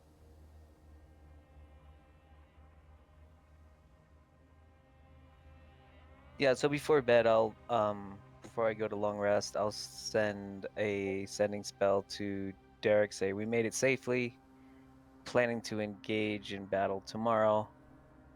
Please don't send Serena to teleport alone. The Something like response you get is, I have a feeling a gallant individual might be willing to help her get to the other side. that. Oh. I Call him, relayed that to the guys. So looks like she might be escorted through. call him a loser. He wasn't that great. I'm out of spell slots. Not gonna happen. Burn a level 3 spell slot to say, loser. Worth. Actually, I do. I do have one left. No, it's okay. Yeah, save Ha it. ha. for this. I'll do it. HA. That's the very magical medieval version of text trolling, right? Yes. All right, so you guys are making your way out of the council chambers and up to your rooms to sleep over the night? Yes. All right, so you've got a casual day here, essentially. Obviously, a bit nerve-wracking. You were like in later afternoon, maybe 4 p.m., so you probably got back here around 5. So you don't have to necessarily go to bed immediately, but is there anything in particular you guys are doing other than just wasting some time away in the castle and sleeping to the morning? I have an admin question. I wrote the specific coppers and gold and silver numbers. Is it okay if I convert them so it's all gold? You sure can, yep, here in the city. Okay.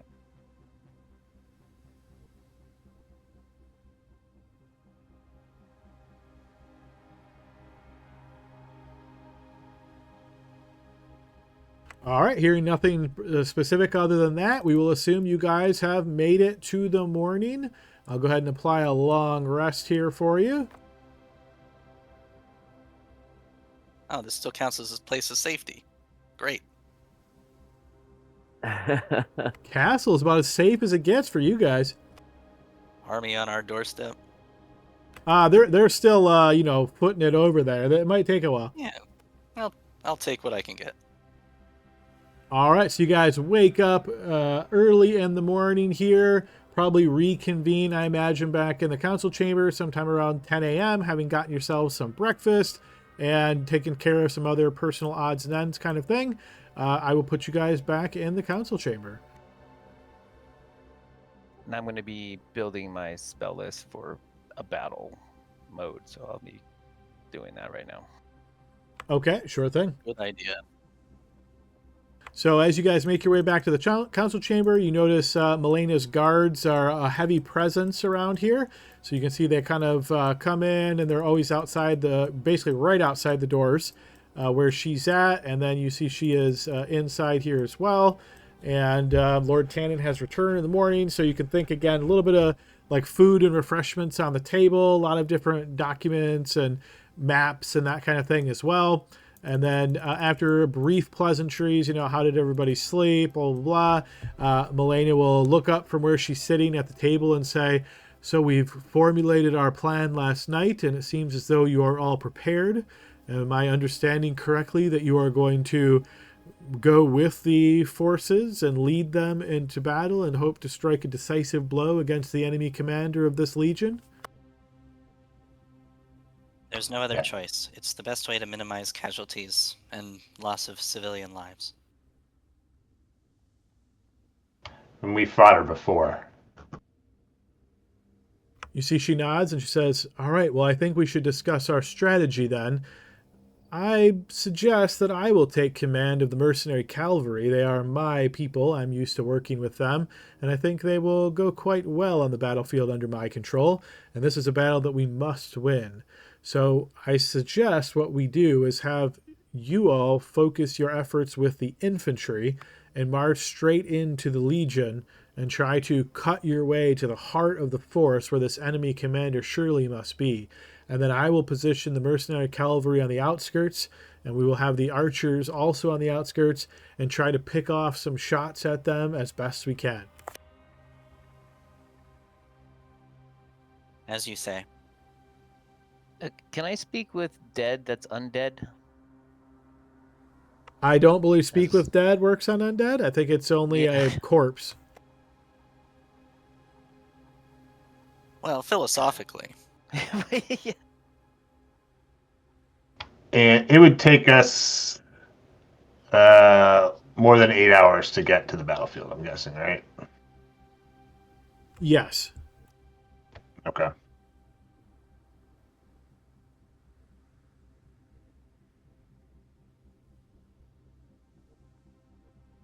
All right. If there are no disagreements or other thoughts, then that is the plan. So, and you see she, again, on the paper, she's moving some figurines and things around. She says, here's what I'm suspecting will occur. Something along these lines. And you see she kind of folds things out a bit. And I'm going to take you guys over to the war board.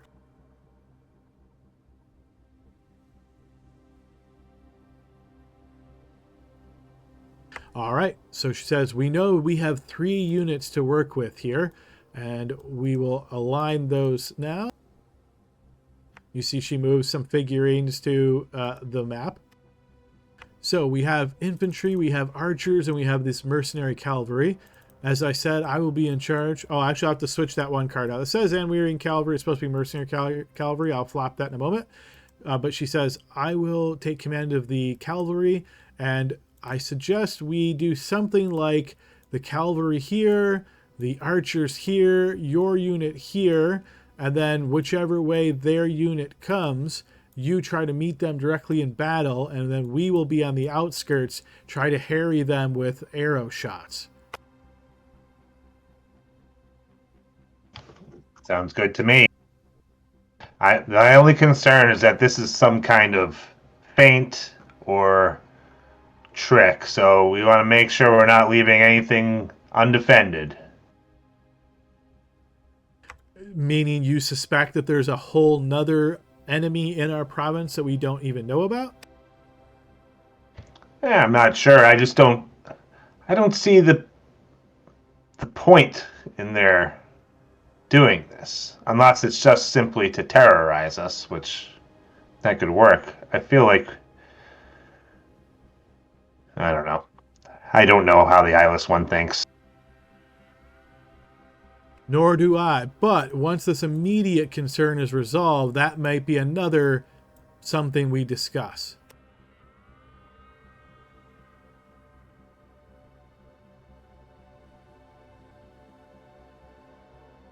All right. Well, All right, sounds good to me. excellent. If you have no other thoughts, make any other preparations that you need. We will march right from the castle here. The mercenaries are already ready to go. Our troops have been put on notice and are mustering in the courtyards now as we speak. And we will march out and meet this undead legion on the field.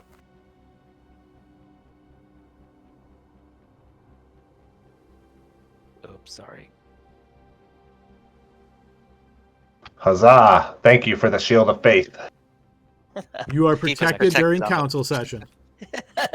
For the 10 minutes we walk to the gate. You never know. She could have. Could be an Like- assassin plot, right? Yeah.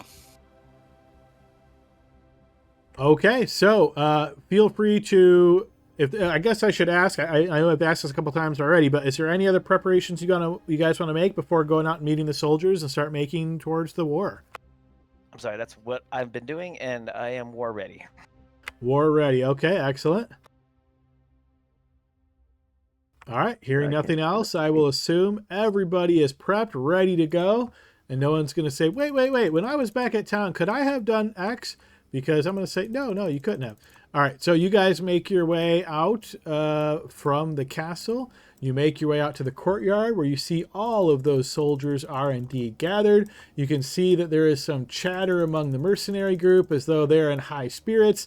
They are kind of galloping left and right, at least the leaders are. You notice Milena gets on a horse as well, and she rides out to meet them, and then she ends up taking the leadership position of that unit. And you can see the mercenaries seem to be in very good spirits as they're all there. Your soldiers are very stoic.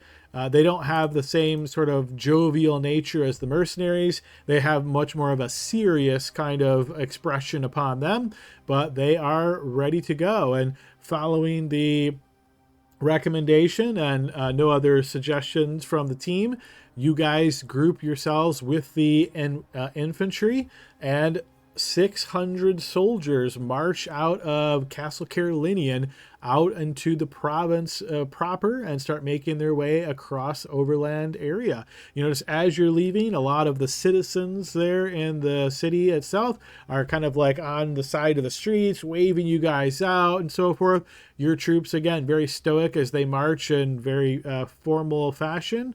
And you notice the mercenaries a bit more casual about this, and as people wave at them, you'll see some of them wave back, and you'll hear some of them snickering and stuff. And when we win, I'm coming back and I'm going to tell her how great I did on the battlefield. Ha ha! And you can hear them like kind of cheering with one another. But yeah, you guys march out and cross over. You end up marching for perhaps 2 hours or so before there's like a stoppage called. You guys end up kind of taking a little bit of a break here, give the men time to rest, relax, and kind of water themselves. There's like a little bit of a supply line behind you. Again, every unit has more than just the actual fighting men. There's also like helpers and some people that tend to the equipment. So you think of all that like support staff that accompanies each unit. But yeah, you guys all group together and marching, taking breaks as needed. And eventually, after about a total of, say, 4 hours on the march, you guys decide to basically make camp here under Milena's command. She wants the troops to be really, truly fresh for facing off against the undead army. And this ends up going on for about 3 days. So you're kind of moving around the province, like where in the world is this force? Like you're trying to track it down. You're not sure where exactly it's at. You're making sure there's no way it could get around you and towards the castle. But this eventually takes you guys about 3 days before you finally track them down, and they seem to be primarily still in the spot that they were created, or at least according to the visual that Blixel got from that arcane sensory information. So you are on the southwest portion of the province before you finally track them down, meet them on the battlefield. And because that will be an in-depth affair and we're about 10 minutes away from break, let's go ahead and take our break now. And then when we come back, we'll get into the battle itself. All right. Braveheart style. Go ahead and eat your lucky dinner, folks, or whatever. Yep. See you in a bit. See everybody in 15. All right. Welcome back to the second half of our session, team. All right. You guys are marching to war against this undead legion in the province of Riverford. I'm going to take us over to the war map, or war board as I've called it. So as you find yourselves in the war board, Milena, without our general and on the field here, Milena has essentially aligned your troops. You can see the enemy unit there. It looks like they only have one unit as best you can tell. And it is a fearsome sight to behold across the field. You can see this unit is made up of skeletons and zombies. You see some of them look to be humanoid size. Some are larger, more like the size of an ogre perhaps. And there are some even larger still, dotted throughout the massive undead beings. Okay, so as was suggested by Milena, you guys are all attached to the infantry. Mechanically, Celine, you're in lead of this unit because only the leader can cast spells as part of the unit. The rest of the team is there for any, say, personal conflicts that might occur, but they're not mechanically involved in the actual battle of the war. Hopefully that makes sense. Yeah. Are they close enough that we can discuss our movements and stuff? Yeah, so I'm picturing you guys sort of in the middle with your troops aligned around you. So I can't cast spells, right? You can cast personal spells, you can't cast war spells. So I can cast like protection of good and evil on Celine or something like that. Sure, yeah, you can do that. Okay, do I do it when's an opportune time? Yeah, in mechanically, I guess. So there is, I guess what I would say is that when you move and they move, you can think of basically each move of the cards to represent about 5 minutes of time. So if you're trying to time it appropriately, you could wait until you're right in the thick of combat, and that essentially would be like your first round action if you get into a personal battle. If you do it beforehand, I don't know the duration on protection from evil, but if there's like some lack of engagement from the forces, basically every time your card moves, think of that as burning 5 minutes. Okay, and then we can be targeted, right? Specifically, or we're just damaged if our troops die? You are part of the unit at this point, so if the unit is completely destroyed, you guys are basically overrun, and the enemy has the option of basically slaying you outright or capturing you. Now, if you have some magical means or some means of like getting away quickly, I'll definitely entertain those kind of ideas. But if you don't, then it's not really worth playing out 200 attack rolls against you guys kind of deal.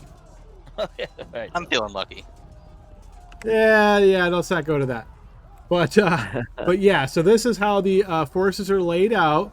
So essentially the way this works is because you guys are charging to them, you can think of it as you guys are classified as the attacker at this point, and they're classified as the defender. So you've engaged them. So the sequence of play as attacker moves first. So it's up to you guys how you wish to move. I will say that you do notice that the cavalry and the archers are both going to move.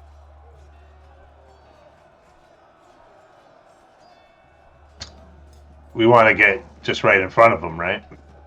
Yeah, so remind me, we have to enter their space to attack, right? Like, if we and the enemy both move to the middle squares, would we not have, because we both have move 1, it looks like, so will we not be able to engage them on this turn, or is there If you Can we, both like, end in the cast- same space, then when it moves to the attack phase, yes, you would be attacking each other.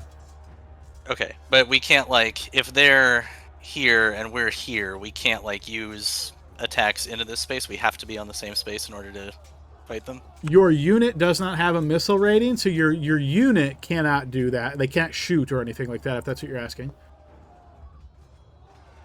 Okay. Can fireballs jump squares? They can move one space over, yep, just like a missile attack. All right, so how would you like to command your troops, Saline? Well, I'll consult my team, but I think the most straightforward thing to do is just move up, because we can only move one, and we can't move diagonally as far as I'm aware. Correct. So Milena wants us to engage them.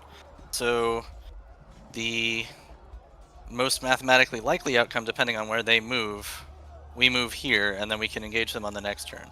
If they go here, well, that fucking sucks. But, you know, why would they? They're mindless undead. They should advance on the closest thing they see. Of course, they're being directed by somebody, so maybe not. But if we move I'll here, also remind you just really quickly, at the beginning of the control of your unit, if you wish, this is optional, you can try to bolster your unit by making a strategy check. I don't think anybody has the strategy proficiency, so this essentially is an intelligence check. If you're successful, you can boost one of your stats by 1, potentially increasing your move to 2 if you wish for 1 round. But if you roll badly, then that same stat you're trying to boost actually gets reduced. it's an intelligence check. How badly do I need to roll to fuck it up?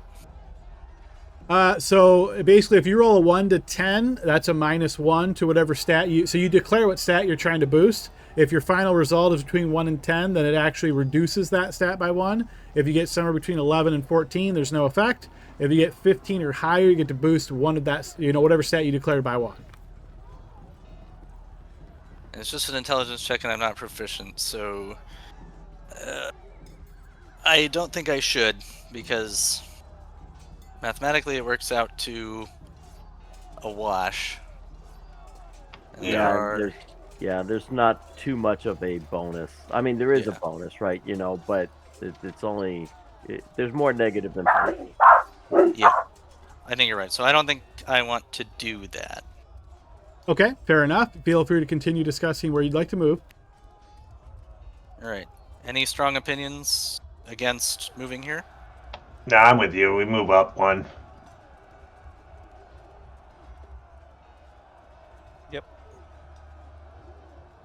All right. I would like to move here. Am I able to move the card somehow, or do you have to do that? I don't know if I have them set up that way for you guys, so I'll just take care of it. It's a little bit faster.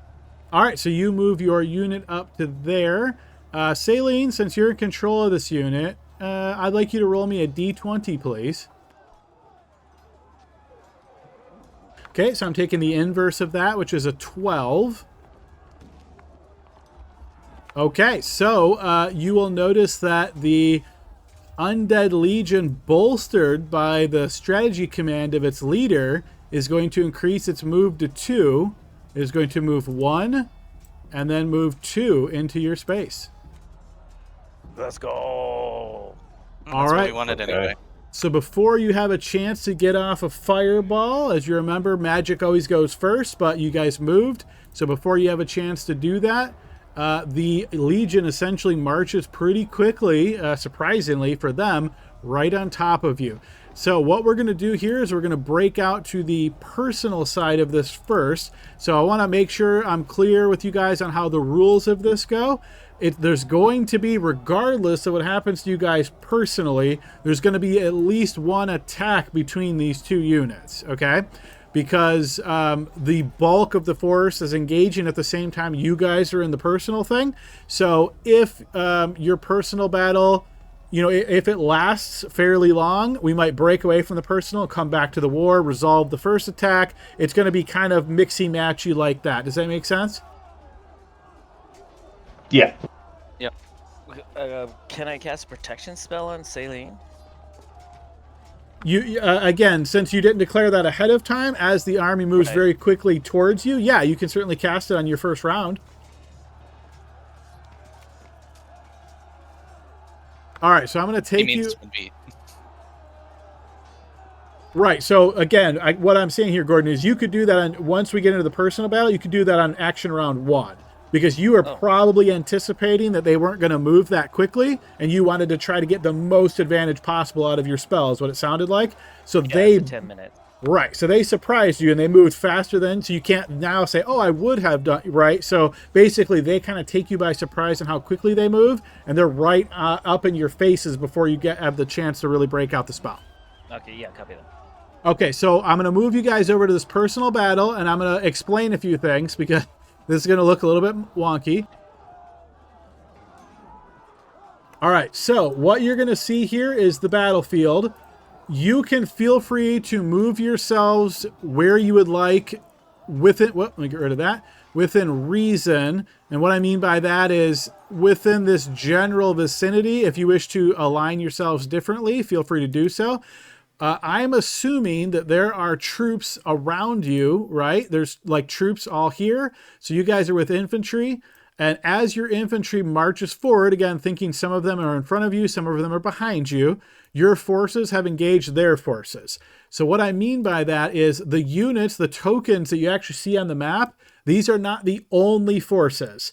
These are the only forces that are going to take place in the personal battle, okay? But the rest of the forces are around on the field. So what that means and what that's represented by is the red swords. The red swords are where your forces and their forces have met, and they are currently actively in combat. At every round, these are going to move a small number of spaces, which I'm going to have you guys roll, and the direction that they move is going to be somewhat random. So if you happen, your token happens to get enveloped in one of these actual squares, think of this as you're going to lose a whole turn as you're caught up fighting those immediate units. It's going to have no impact on the war effort.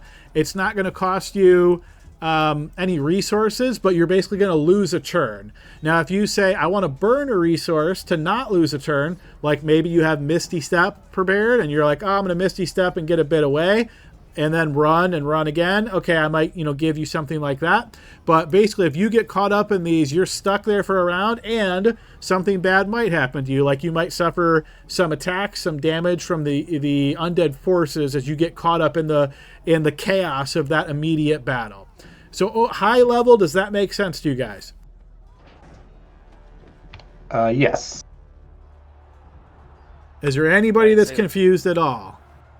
No, but the direction's going north east. So if we can move our tokens further southwest, that would be technically ideal.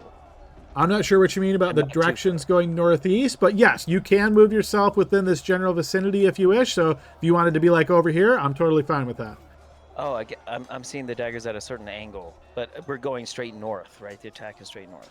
So you can think of it as the enemy forces were coming this way, you guys are coming this way, and there's soldiers all around you right now. But where you see the swords and the red circle highlights, that's where there's active battle on the battlefield between your forces and their forces. If you go outside of these areas, I'm assuming you're kind of running through troops, but we're not going to treat it as like difficult terrain. It's just the chaos of battle. You're finding areas to slip through, that kind of thing. But if you get caught in one of these, which remember, every round, they're going to move a little bit, then you get caught up in the thick of those battles. Yeah, copy. It's the way the daggers were angled. I thought it was the troops are going at a diagonal to the north. Oh no, that's just the Okay. the sword image. The direction the sword tips pointing doesn't matter at all. Okay, Just a heads up. You said there's a red circle. We don't see any of those. Yeah, I don't see any Oh, red. okay. Well, that certainly would help. Let me turn that visibility on for you guys. and the swords are green, aren't they? I think they're in red circles that we just didn't see. Oh, they're there. All right, so as I'm setting those all to visible for you guys, thanks for pointing that out, Blixel. Is there any questions on anything we've discussed so far on the personal battle? All right, sounds like you guys are good, so just give me one moment to set these a couple other ones as visible to you guys, make it a little bit easier to understand. We're like a bunch of guys like, yeah, sure, I got it. Yeah, let's go. We probably each one of us have like 12 questions in our heads. I always wonder, but when you're quiet, I'm like, well, they're good then. All right, so let me go ahead and throw you guys in turn order. And then I'm going to add the units that are in the personal battle as well.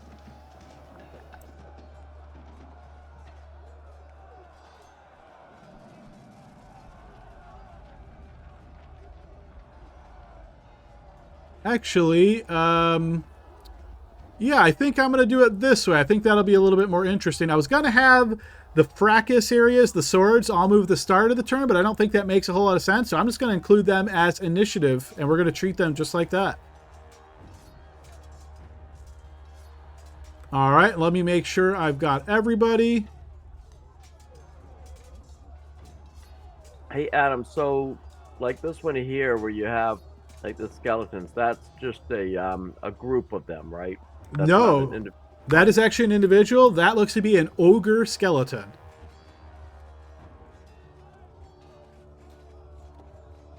All right, let me make sure things are sorted. Okay, so as part of the personal battle here. All right, so the first unit is going to move. And I asked you guys if you wanted to move yourselves, and you guys said nothing. So you stayed right where you were. I want to just confirm before I move this guy's full turn. That's where you want to be? I was gonna wait for Celine to move so I can be next to her, but I don't think we should be bunched up, but no one moved. Well, we don't know how far the little swords can move, so I mean, we could be farther back. We don't I'm want to not be moving farther back. I'm good where I'm at. That's fine. I'll be right here. I'll move a little bit away. Yeah, and actually, I'll just Sure. move here because why not, right? All right, so everybody's good where they're at this moment. Yes. Okay, so this guy is going to keep moving. He's going to get to there and then move again to there. Can they also get stuck? They can, yep. All right, next up is this guy's turn. So across the battlefield through a sea of undead, you notice in the back there are 3 giant skeletons that tower above even the ogre skeletons and all the minions at their feet. And you see this giant skeleton starts moving in your direction. And I'm going to do... on his minions by chance? I mean, can you roll for that? Not effectively, as best you can tell. It looks like he's kind of stepping around as best he can. I'm going to check something real quick. Who would like to roll a fairly important die roll? Is high or low better? I'm going to take the inverse of what you roll, so you want to roll high. Oh, anyone else? I already rolled and got us into this mess. It's someone else's turn. Hey, I'll roll. Who knows? What do I need to roll? Just a Adam? D20, please. Last time I did that, we got 1, and it was the only possible bad outcome, so I'm not doing it. Hey, I'll do it because, well, you know, whatever. All right, so I'm taking the inverse of that. So just, you rolled with the GM. That was a 7, so I'm giving that a 13. And I'm doing a double check. Okay, all right. And so, yes, you will notice this large form move.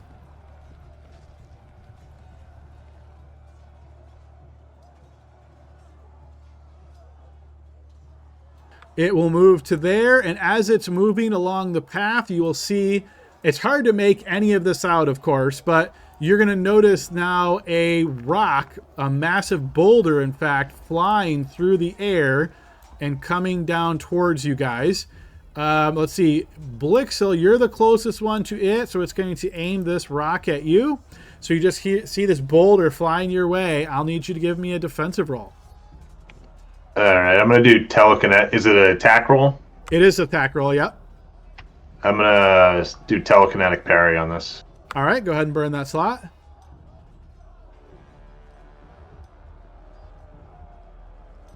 Okay, and then throw me a defensive roll, and you'll have advantage on it.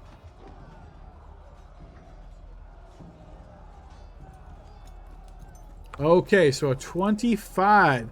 Yes, so with your magic prompt, you notice you evade this attack as the boulder slams into the ground, probably hitting into some of your own infantrymen. You hear some groans and pains from being struck, but that's really just flavor at that point. Okay, and then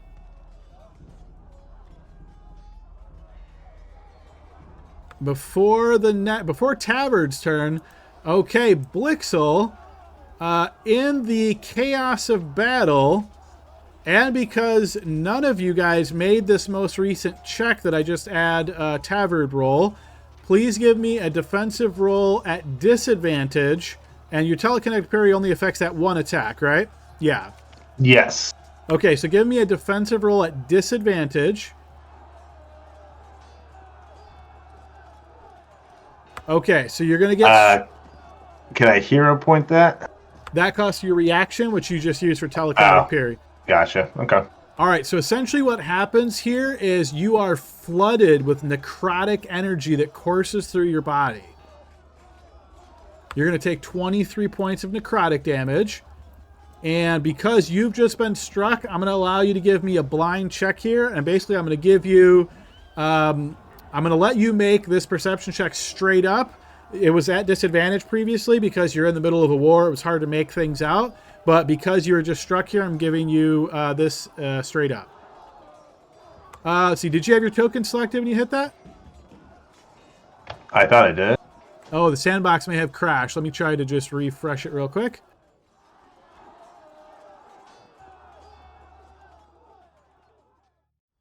Yep, it sure did.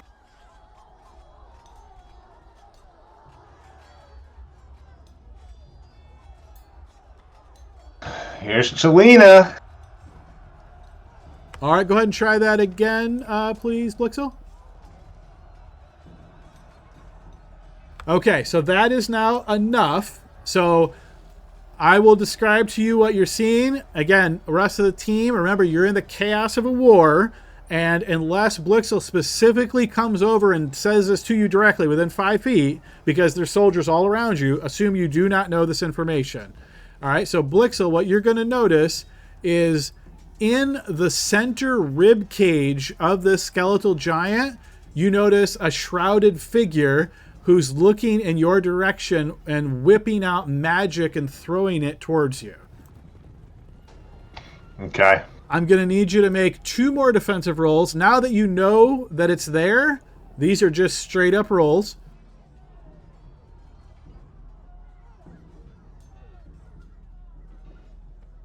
All right, so an 18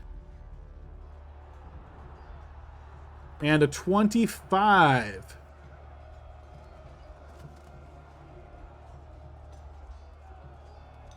All right, so you'll get hit on the first one, but you will be able to evade the second one there. All right, so here comes another arcane burst. This will be for 18 necrotic damage. Okay, and that is those 2 turns, and now we move to Tavard's turn. I'm going to make sure it didn't skip anything. You did not? All right, Tavard, your turn. All right, I'm going to go ahead and do patient defense because, well, I think this is definitely going to be a burn everything you got moment.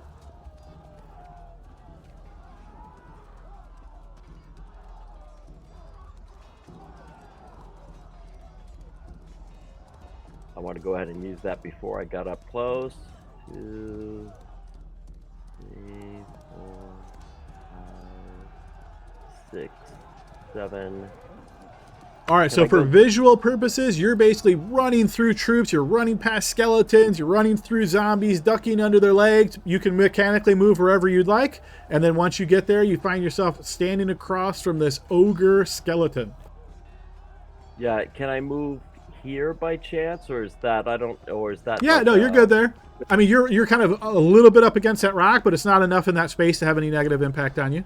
All right. Heck, if it can cause some sort of a deflection from something coming my way, who knows, right? So. All right. Well, I'm going to go ahead and unarm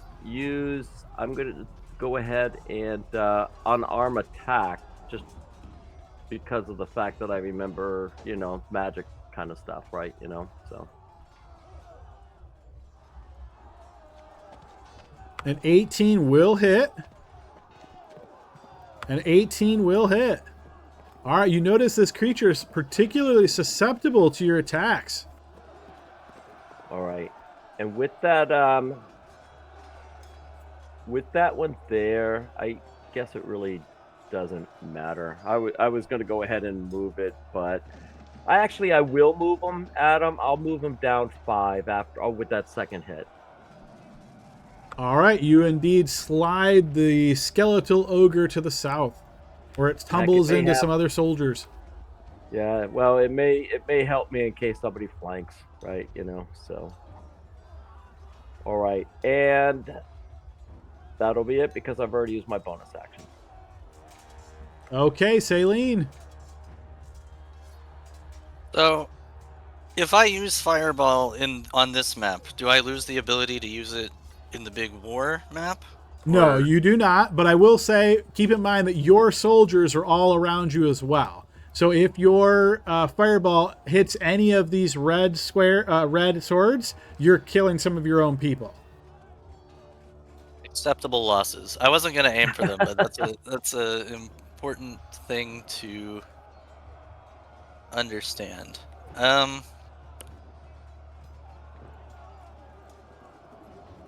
But I saw Blixel take a pretty big hit. Well, now again, keep in mind, I know it's hard to visualize this, and mechanically, yes, you know that, but there's like a guy probably here and here and here and here, right? So did you see Blixel take that hit? I don't know if you did or not, right? And like I said, unless he comes up next to you and tells you, hey, this is exactly, assume you didn't see that. Okay. In that case, 1, 2, 3. Blixel, did you get hit by something? I saw a rock. Shut up, Ryan. Chalina! But I'm not close enough to hear that, and I don't really want to metagame Correct. walk up to him. So, I guess what she would do is she sees the undead army advancing. So yeah, I'm gonna rip a fireball. Hey, you may not be able to next round, right? Yeah, for real. So,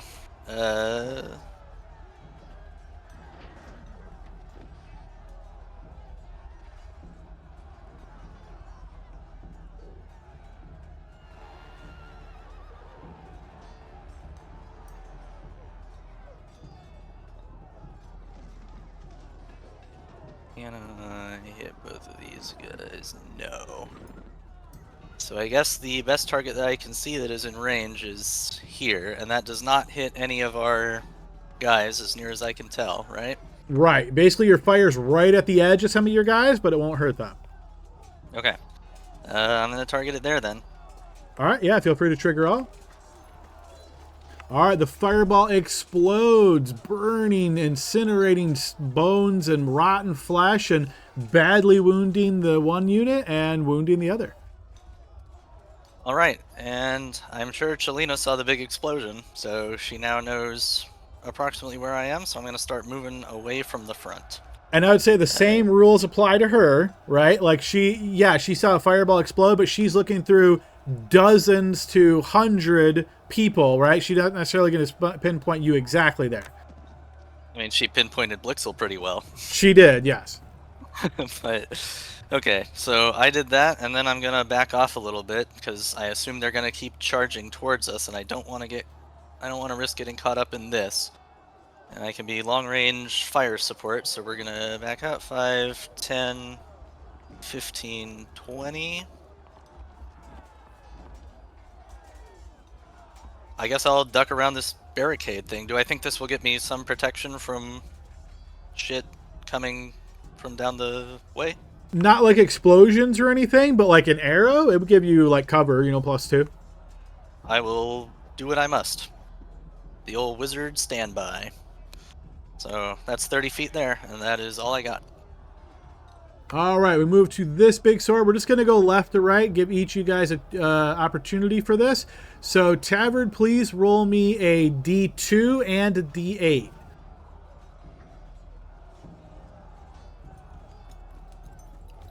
All right, it's going to move 1 space.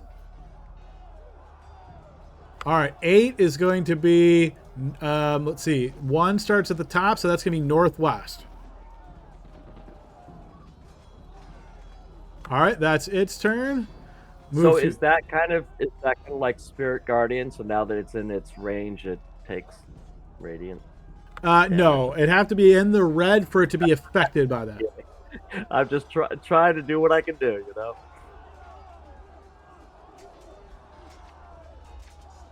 All right, this skeletal archer is going to come down and going to take a shot at Gordon. Gordon, defensive roll, please.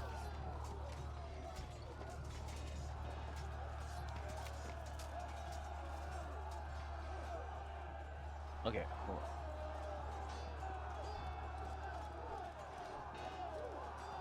All right, through the fray, you might not even notice this arrow as it flies in amongst all the other chaos around you, but it does not hit. Your turn, Gordon. Okay. I saw that boulder explode. You're not metagaming because that was a rock, right? So I'm thinking it's fair that I move here. So there's 15. Blixel, what happened? What'd you see? I'm gonna heal him. There's someone in that giant's rib cage. They hit me with spells. And you couldn't tell which one, right? Yeah, well, he pointed out. It's, if I can ping, I don't want to. It's the northeast one. Okay, 15. Bonus action this on myself. 5, Can't 10. cast 2 spells in 1 round. Oh shoot, that's right. Your bonus that. right? I knew that. Patch comes out on Tuesday.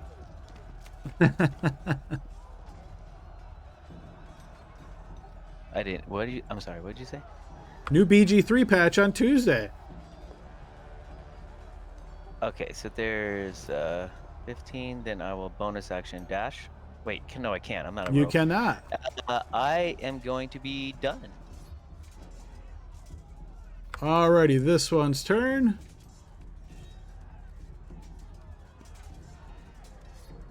What He's are these going. guys?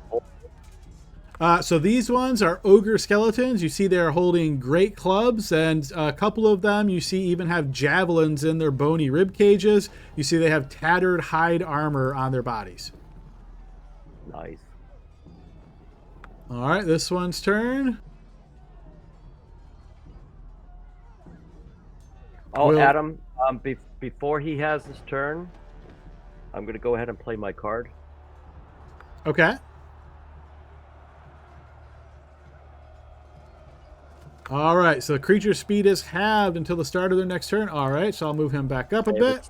It moves. If it helps with one of them getting less in the battle, I'm just doing it, you know. And you know what, Bill? That's a great idea. I'll play my card as well. I will Alright. play my card as soon as I find a way to drag it. Come on, Chrome. I'm trying Chrome since Firefox was not cooperating with me earlier. All right, the failure is not an option card, so you can only fumble if you roll both ones. So both sides of the dice are 1. If you just get a 1-1, that's not a fumble. I'm looking out for you, Bill. Thanks, brother. All right, that one's going to go to there, and then picking up one of these nearby boulders, he's going to fling it at you, Tabard. So defensive roll, please. Which one is throwing it at me? I don't see the one, so can it see me? It can see you, yes. Okay, all right. Did you patient defense? So that's still a 1, but that's not a fumble, right? And you don't have your character token selected, so it's not really a 1. Looks like you had... I'm not even sure what you had selected there.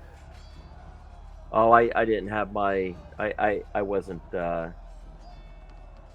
Maybe you didn't have him target. I didn't have my token selected. That's still a 1, obviously, so that's still going to hit. So you're at advantage. So you rolled a 7. What do you normally add? 14. No. I have an armor class of 20. So you're adding 10. So that would be 17. Okay, so this is still going to hit a 17. So the boulder comes flying in. And that's going to hit into you for 24 points of bludgeoning damage. You're a dwarf, so you'll take half that. Okay, Gordon, D4 and D8, please. Okay, 1 space, and it's moving northeast. Okay, Blixel. Okay. Well, Blixel knows who's been shooting him. So he's gonna move 1 over here. And he's going to cast Slow.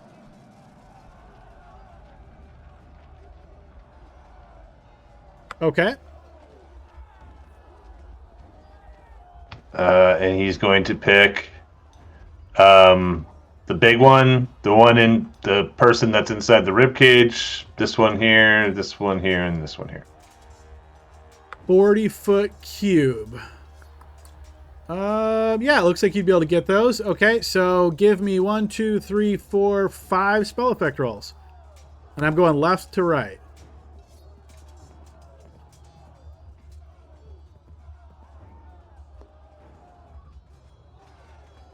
And this is Wisdom. Okay, so the first guy is slowed.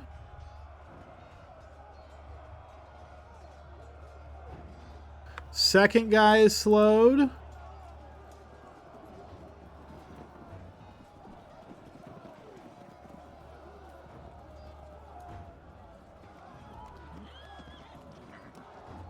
Big Giant is slowed.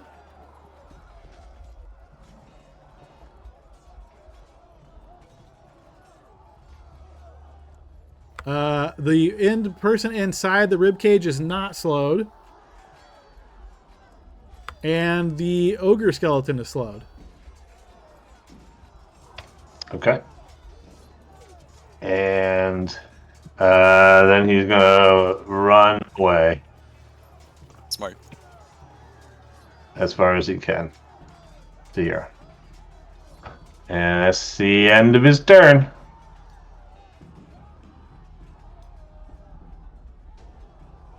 All right, this one's turn. Okay, so slow. Speed is halved. Okay, so half speed. Okay, so it's going to move to there. And then it will take an action. And it will dash to there. All right, and then it ends its turn, so it gets another save, another spell effect roll, please, Blixel.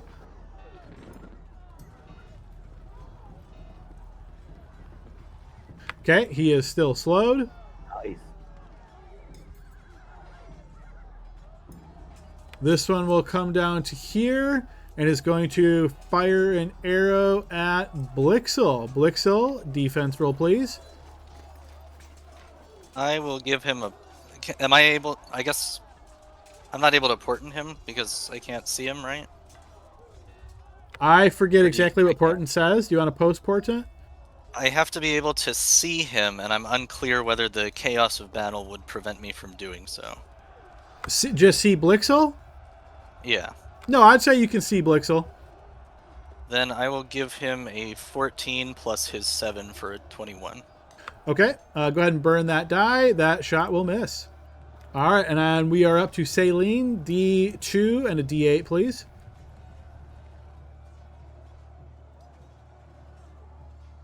Okay, 2 spaces.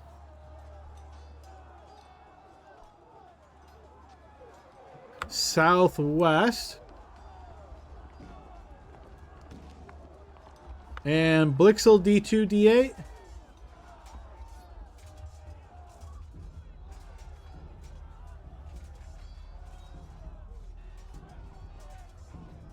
All right, 2 spaces, southwest.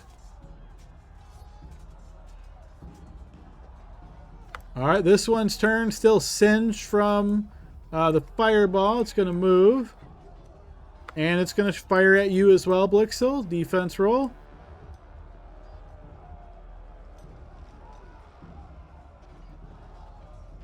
You evade that with ease.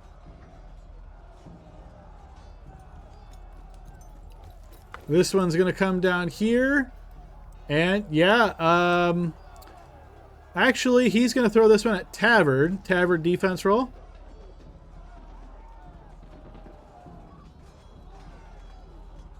Holy Double hell. fumble. The only way to get a fumble.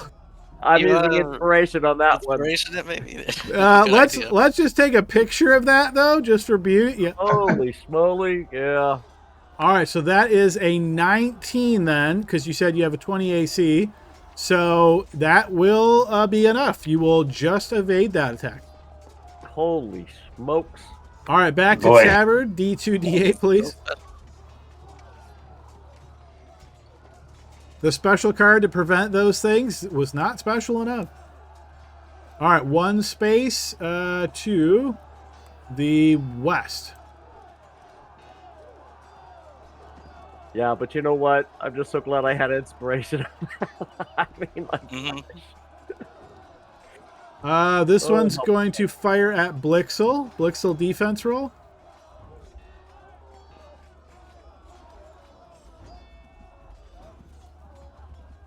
That is going to hit.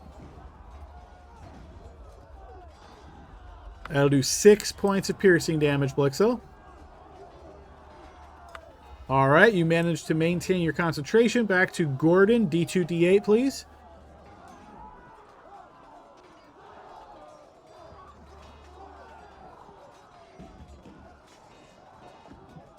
What's the command again? You can use the dice thing on the left side or just do /roll space 1d2 /roll space 1d8. I don't see a D2 on the thing. Oh, yeah, they might not have D2s. All right, 2 spaces to the east. Okay, this one's turn. He's going to march down here and bring his great club down towards your head there, Tavern. Defense roll, please. that 29 is definitely going to be good enough. All right, we move to the top of the next round. This one here is going to step up and attack you on the flank there, Tavern. Another defense roll. All right, 21. You will just dodge that one. All right, this one's turn.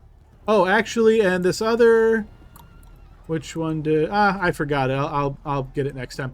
Okay, this guy's going to move to there, and then he's going to throw a boulder at Blixel. Blixel, defense roll, please. Okay. Again, I'm gonna do telekinetic parry on this one. Okay. So you'll be making this at advantage. 26, yes, you evade that for sure. Yeah. All right, and then we move to... Okay, so...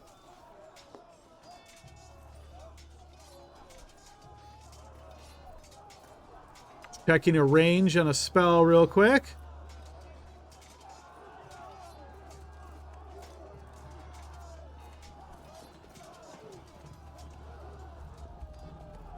All right, so yes, you're going to, still having eyes on her there, Blixel, you're going to see her motion with her hands as she casts a spell, and then you're going to see some magic essentially flies in your direction.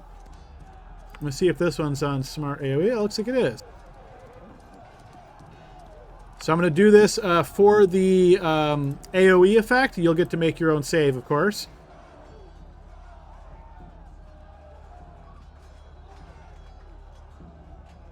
Oop, that might not work unless I put her to the layer. So I'll set her there. Oh, okay, just behind everything.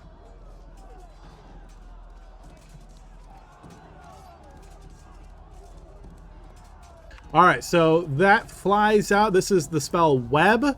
So as the webs fly out and try to grab onto you, I'll need you to give me a dexterity saving throw, Blixel.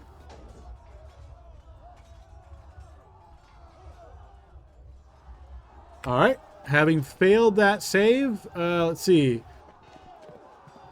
You are restrained. So you are caught up in all of the webs, and you can no longer move. You are restrained. Okay. Okay, that is those 2 turns. We move to Tabard.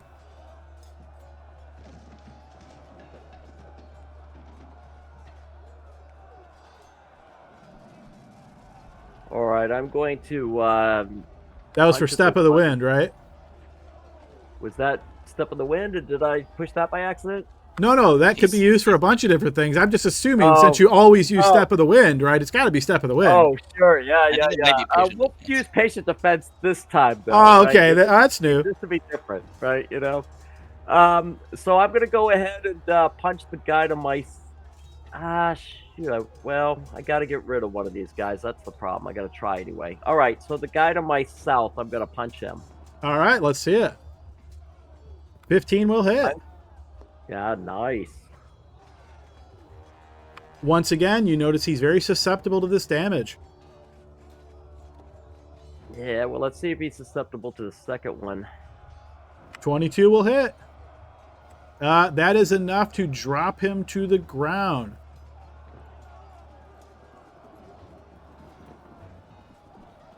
All right, and I'm trying to think of, do I want to go ahead and... What is this here, Adam? That is like a ditch. So if you go into there, consider it difficult terrain. And I just remembered, I already forgot on one of them, so I don't want to forget 2 back-to-back. Blixel, can you throw me another spell effect roll on that hill giant, see if he's still slowed? All right, that is wisdom. He is still slowed. All right, sorry, Tabard, go ahead and continue. No, that's fine. I'm actually gonna just... I don't think this would actually... Well, never mind. I'm just gonna stay where I'm at. Okay. Saline. All right. Is this guy close enough that I see the big boulders flying our direction now?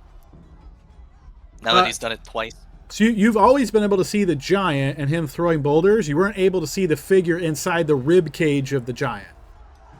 Doesn't matter. Either way, I think she wants to deter that course of action. And that was the last guy that threw a rock, so she's going for him. Is that cool? Yeah, that works. Makes sense? Okay. We will... What? Oh, my token wasn't selected. Here we go. It's slowed, so... It is slowed. I don't think I kinda Smart think AoE will pick that up, so we might have to do a little bit of manual manipulation there. I think it's just a -2, right? Yeah. Okay. So we're going to aim it there. That's 115. I can go up to 150, so that's good. That also catches the little guy next to him. So... the trigger all. All right. 2 of them pass. What is your... Let's see. Your DC's a 15, is that right? It's 8 plus proficiency plus intelligence, which is oftentimes 15. So if we -2 from the 17 and the 19, that's still 15 and 17. So yeah, those still stand. So Chelena is hurt. I'm gonna roll a separate con save for her. Actually, I'll let you roll it, Saline. Roll me a d20. I'll take the inverse. Big money. So that's a 16. She manages to maintain concentration, but she does take that damage. The other 2 got wounded, but succeeded. Are these rocks to my west better cover than these little Yes, palisade things? for sure. Okay. Yep. Then I'm going to go over there. 5, 10, 15, 20, 25.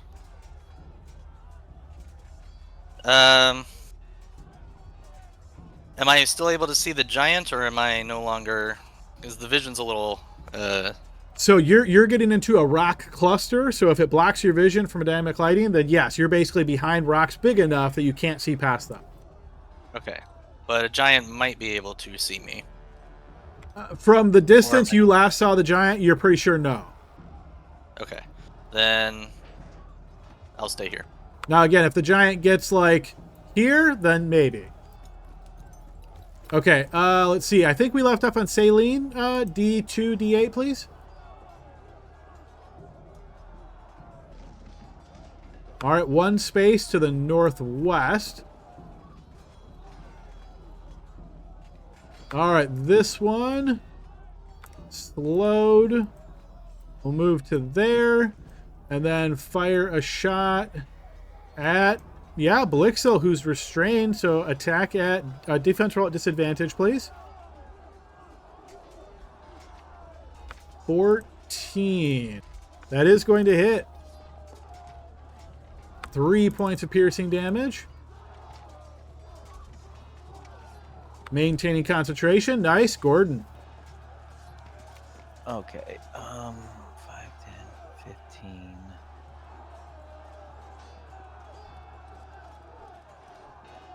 And then 5, 10, 15. All right. I'm going to move 5, 10, 15, 20, 25. Grapple Blixel and pull him out of the web.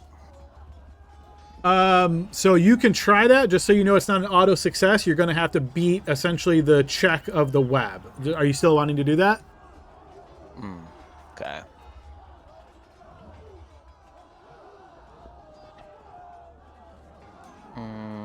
How difficult it's going to be depends on how potent of a spellcaster she is. Yeah, no, I was gonna ask how I was thinking out loud, like, how about if I do a help action to give him advantage for getting out? You could do that. Yeah, use your action. You'd have to stay there though, and then on his turn he would have Yeah. advantage.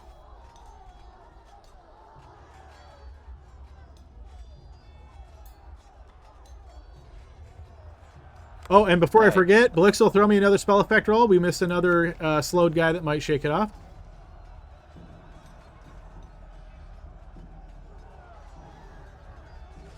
Yep, he's still slowed. Alright, so I'm at 25. As I pass by, I say, Sarah will protect you. Get out of there. Oh, And actually, Sanctuary- I'm sorry to interrupt again. I just double checked. That guy's actually not slow. Or no, that's Wisdom. Yeah, he is slow. My bad. I thought it was Dex. All right, sorry about that. Go ahead, Gordon. No, so Sanctuary on Blixel. That's 30 there. And now I'm going to action dash 5, 10, 15, 20. Okay, if I can't see them, they can't see me, right? Generally speaking, but tall creatures might be able to see depending on how close they are. So is it, yeah, what am I behind, I guess, is a good question. That's a big rock on the battlefield. Alright, I'm going to stay there in my turn. Okay, so Blixel's Sanctuary. All right, this one's turn. Let's see. He's going to actually go around to here because he doesn't want to be in that ditch or doesn't think it could hit you from there. That's what And then, I was like, let's see, you know? Yeah. and then he's going to, or I'm sorry, not there. He's going to be here. So he is kind of tight here. He's going to swing at you. He would have disadvantage from squeezing, but you already have advantage of patient defense. So, yeah, defense roll advantage, please. Yes, you easily evade that strike. All right, this guy's going to move to here. And yeah, the only one he can see that really makes sense for him to throw at, unfortunately, is Blixel. So Blixel, spell effect roll from Gordon. See, and this is, what is this? Wisdom, is that right? Yes. Wisdom. Yep, that's good enough. Okay, so he has to pick a different target now. So he can't really see Gordon or Saline, so it's got to be Tavard. No, he definitely doesn't do that. He's going to basically try to do like throw a rock up in the air and then have it come down on top of you, which basically means I'm giving you cover because he's got to throw through an opponent. So defense roll at advantage with cover. All right, so that's a 21, and that's going to be good enough. All right, and Blixel, I think we're on you. D2, D8, please. Thank you for the sanctuary. No kidding, huh? Yep. You got this. All right, 1 space to the east. And Blixel, currently restrained in the web, your turn. Okay, and is it an action to try to break free? It is, yes. Is it possible to cut the webbing? Yeah, you can certainly try. I'm gonna see if the rules. I think there is something about that in here. I think it has some sort of hit points or something. I can't remember. Actually, doesn't say anything about cutting. I'm kind of surprised.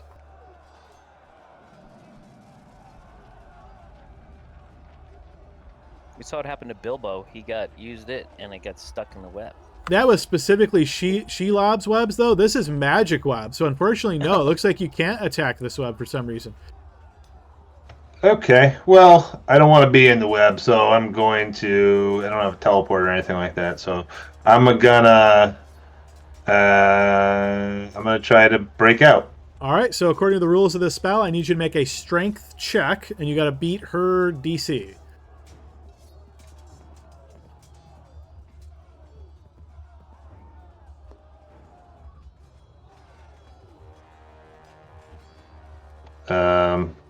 So on your character sheet, basically just click the word strength. 15. 15 is actually exactly what you need to break free. You are free. Aha. And Bliss is gonna start running. Just out of curiosity, I'm looking at your roll, and it says 1d20 plus 1 plus 1. Strength is 1. What's the other plus 1 from? I have no idea. That is a fair answer. Let me take a look real quick on your sheet. Do you have like a magic item that's giving you some kind of a plus? I don't believe so.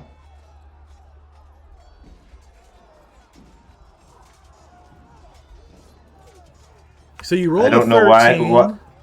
Yeah, I don't know why it added +1. So You have a hero point? I would say I that's can an hero option. point. Yeah, I would say if you, I was going to say, I would say that I don't know why it's giving you that extra one. That looks like some kind of an error to me. It doesn't even say what it is, right? Like it usually will have a Adam, tag after. Would you like me to roll a strength save, strength check too, just to see if it's happening to my sheet too? Yeah, feel free to throw it. Yeah, I'm guessing no. Yeah, see, there you go. It's just, yeah, so somehow yours is like messed up. Yeah, I just clicked it again and it did the same thing. I'm just clicking on the strength.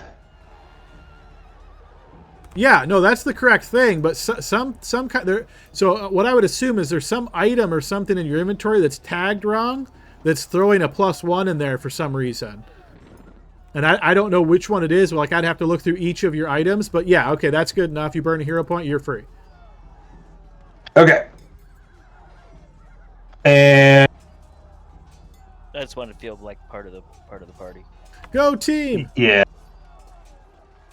The wizard did the best. I just want to point that out. Nice. I'm gonna move farther away, and I'm screaming. Chelina's trying to kill me. And again, Everyone only has to people be within far 5 away. feet of you would be able to hear that. I get right up to Gordon, and I say, Chelina's trying to kill me. The northeast one, right? Yeah. And then, sorry, I gotta check the hero. I might pop stone a thing. sending spell to Celine. What was that? You said you're Okay. thinking about doing a sending spell to do what? Yeah, my next action would be a sending spell to Celine to make sure she knows where. Well, oh yeah, that would totally work. Yeah. Okay, so with my hero stone, it says for 1 minute, if the character's attacked, they can use a reaction to cause their clothing to emit a mental pulse. Is that one time over, or just any time within that minute? Anytime within that minute. Okay, cool. I guess I don't really have a bonus action, so I will end my turn. I'm double checking the hero stone, but what I was thinking you're asking about the invisibility one, but this is the new one you have now, right? Yeah, because we swapped all that stuff around, so... Right. yeah. Let me just track down the exact wording real quick. I'm pretty sure that's how it was. Let's see, you have Rookie on now? Yes. Yeah, so basically you have 10 rounds, 1 minute, where you can use this effect. Okay, but not repeat it multiple times, just one time? Well, it costs you reaction, so unless you somehow get away of getting another reaction, it's limited to once per round. Okay, cool. Sounds good. All right, this one's... Cinnamon. Okay, yep, he's going to come and move, and then he's going to dash, and then spell effect roll Blixel.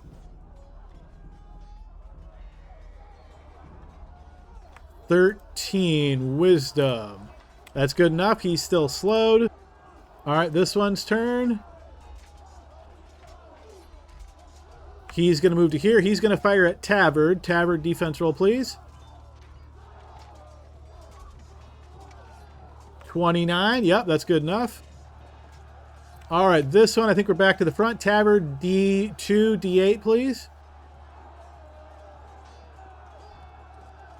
Okay, one space.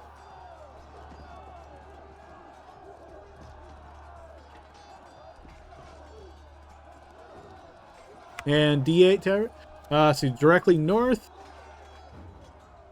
All right, and then Gordon, D2, D8.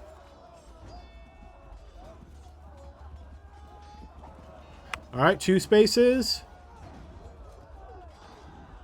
East. So this fracas gets caught up in the webbing. All right, this guy's turn. Tavard, defensive roll, please. Yep, once again, blocking stuff as it's coming in. This guy's turn. He's going to stomp on over to here, and Tavard, instead of throwing a rock, you're going to see as this skeletal giant is dragging this great club behind it, and at 10-foot reach, it swings at you twice. I'll need 2 defensive rolls. All right, on that first one, a 15. I'm going to go ahead and on that first one, I'll hero point that. All right, you burn your reaction to hero point. Go ahead and throw a hero point. That gives you a 19. You are still going to be hit. You are... okay, no, you're not hit. I want to give him flanking, but he's 10 feet away, so he doesn't get flanking. You dodge both of those attacks. So when you say you want to give him flanking... I want to because it looks like it should apply, but I remember the actual rule says it doesn't. So, all right. I just wanted to figure out this is a player versus DM moment. Oh, no. All right. I think we're back to Saline. D2, D8, please. Sir. All right, 2 spaces. Southeast. All right, this one. Gonna move a bit. He's gonna fire at Blixel. Blixel, defense roll, please. I think I still have Sanctuary going, yeah. All right, spell effect roll. Well, that's good enough. So then he will redirect that shot. The only one he really can even try to hit is Tavard. Tavard, defense roll. I'm going to give you +5 cover. All right, 27. Yep, definitely does not hit you. Blixel, D2, D8, please.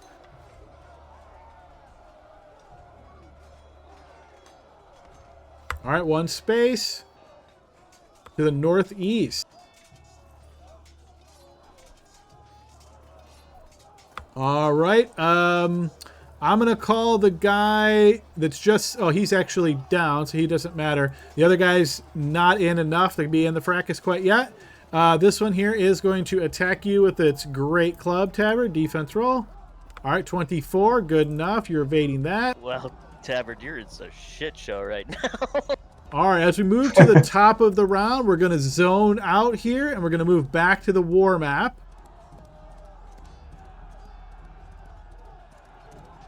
All right, and now we're going to resolve 1 war action. All right, so they moved on top of you guys. You guys are engaged in combat.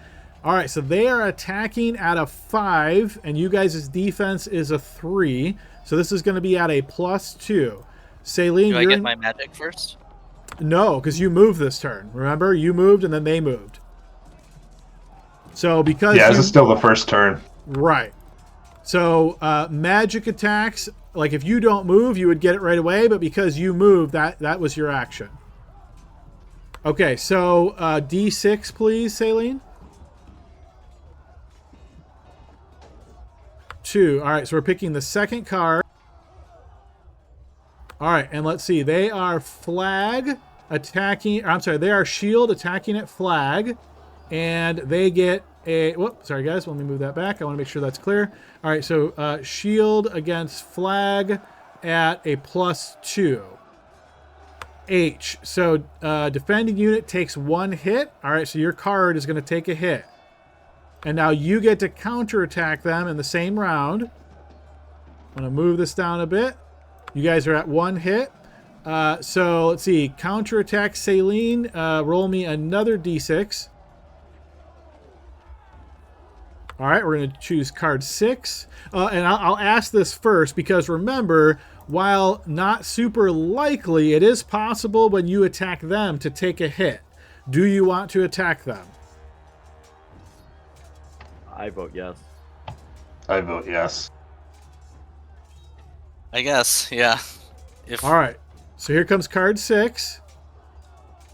All right, and now you guys are flag attacking shield, and you are -2. So defending unit takes a hit. So that's like the worst result you guys could have got. So basically what that means, they attacked you and we're dead. In your counterattack, your infantry is going to be killed. Now, again, we did a couple of rounds on the personal battle.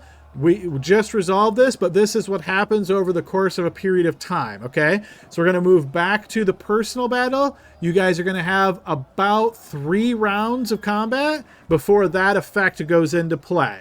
So what that means, you guys are on a timer. If you don't win or get out of here within 3 rounds, your unit is destroyed. I am confused. Okay. Feel free to ask. So, am I not reading this correctly? We're shield against... No, you're flag. You're flag against We're shield. flag against shield. And Yep, we're attacking it. -2. Because their defense So we're not... Actually, you we're guys not the are... attacking unit? I'm confused, because reading this, it looks like nothing we do... There's no point in attacking, if that's how it works, right? Well, it can, but because their defense is so high, that's the part that's hurting you. But you did just point something out that I miscalculated. When they attacked you, they were attacking at a 5 against your defense. Now that you're attacking against them, it's your melee of 3 against their defense of 7. So you're actually at a -4. It doesn't go that far. But, again, there's a lot of randomness in these cards. You'll notice that you can only go to -3. That's the result we take. So that's an F instead of an H. So attacking unit falls back. So instead of taking another hit and being destroyed, what's going to happen is you guys are going to have to fall back, which means you have to move 1 space away from them. It could be over here, or it could be here. Actually, you could move over to the archers as well, but we won't apply that quite yet. So you guys have 1 hit, and you're having to fall back. Why do I have it? Then I'm kind of with Jordan here. So with the original ruling, we're attacking them. The original ruling was an H, that the defending unit takes 1 hit. You addressed it to us. Now it went to fall back. Now you're saying we're attacking and we have to fall back. So are we attacking or defending? You are attacking. So when you're right, Yeah, but when it's you're -4 instead of -2, so it's not even on the card. Correct. So you take the -3. That's the worst it can get. So instead of having, let me get rid of that. Instead of having this result, oh, you guys can't see that, can you? Hang on 1 sec. So it was this result here, the H, because again it's flag against shield, because you guys are flag, they're shield. You're attacking, so we take attack minus defense. Your melee is a 3 against our defense of 7, so you're attacking at -3. That's the lowest it can go. So you get the F result, which is attacking unit falls back. You are the attacking unit in this situation, so you're falling back. So thanks for not dead. Thanks for pointing that out. Yeah, I miscalculated the defense value there.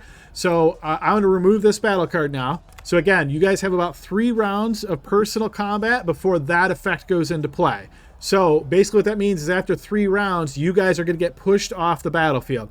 I'm going to ask you to be basically reasonable about that, which I mean that is if you run towards the north end of the map, I'm going to assume personally you got caught into their army. If you stay more towards the middle or the south side of the map, your unit's going to fall back and you're going to fall back with them. Does that make sense to everybody? As long as Tavard knows it, that he's the one in a shit show. All right, What so do you again, mean? I'm in the middle of the fun. 3 rounds, don't get caught on the north side of the map, essentially is what I'm saying here. All right, we're taking you guys back to personal battlefield. All right, and we're at the top of the round. And okay, this guy's turn. Tavern, you dropped him. D20, please. All right, he is truly dead, so we're going to X him out, remove him from initiative. All right, this one's turn. He's going to move. Is he still slowed? He is still slow. Yep, he's only moving half speed. From there, he's going to try to throw a rock over at Blixel. Spell effect roll. 14. Okay, yeah, you can do. Or I don't think you can use hero points on spell effect rolls. Haven't we already said that? Yeah. All right, so that's against wisdom. 14's good enough anyway. All right, so he will instead direct that attack at Tavern. Tavern, give me a defensive roll. You're going to have some cover here. All right, so I'm going to give you +2 cover. That gives you a 20. That's good enough. All right, this one's turn. Okay, let's see. Yeah, so you moved out of her web, so she definitely wants to get you. I should have told Blixel, get away, get away! No, you're my friend now. I'm right next to you all the time. All right, so you are going to notice, Blixel, if you're watching over there, as she casts a spell. Is it an attack roll? It is not. All right, so you're going to notice all around you, this dark energy forms a circle in this vicinity nearby you, almost like what Saline warned you about. This is the Circle of Death spell. And I would like you to give me a Constitution saving throw, both of you. Hero point. Gordon, you will fail that. Spend a hero point. Okay, you will succeed. So you'll take 15 points of necrotic damage there, Gordon. All right, Blixel, you'll also succeed. 15 points of necrotic to you. And then we move to Tavern's turn. Put the icon back on you, Blixel, and throw a separate Constitution save for your concentration. The icon is the time one? Yeah, the stopwatch guy.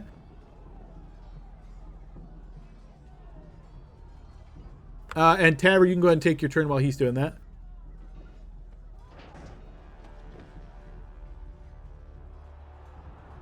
All right, I'm going to go ahead and try to finish off the guy that's already wounded, okay? The guy to the west, okay. Yep, 18 will hit. 22 points of damage is going to be enough to drop him to the ground. All right, I'm going to go ahead and I see this big behemoth here. I'm actually going to go ahead and... So this one here, right, does it have a little bit of cover because of where I'm at right now? I'm sorry, which one? This one? Cover from you? No, from the rock or whatever I'm next to. No, yeah, but you can attack him straight up. He can attack you straight up. All right, cool. I'm going to go ahead and attack that one just because I can. Yep, 18 will hit. Yeah, it's a 24. Not that it matters, and I'm going to push him back 5 feet just because I can do that. You know. So, all right, you push him back. I just want to let him know who his daddy is. So, and knowing that other guy has the reach weapon, I'm not going to go ahead and move. Okay, Saline. Dalian's line of sight is over there with Tavard, and he's getting closed in on by a bunch of guys. She still doesn't know where Shalina is, so I'm not gonna metagame that. We're gonna select my token, and we're gonna throw another you can one. Hit like 50 of them over in my area, dude.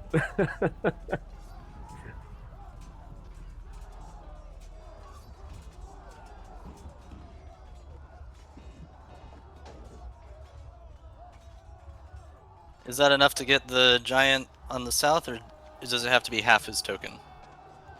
Oh, wait. Yeah, I don't recall. That's a better choice. There we go. Because I was gonna miss the other guy anyway. So, yeah, here we go. All right, couple passes, couple failures, and fire damage applied.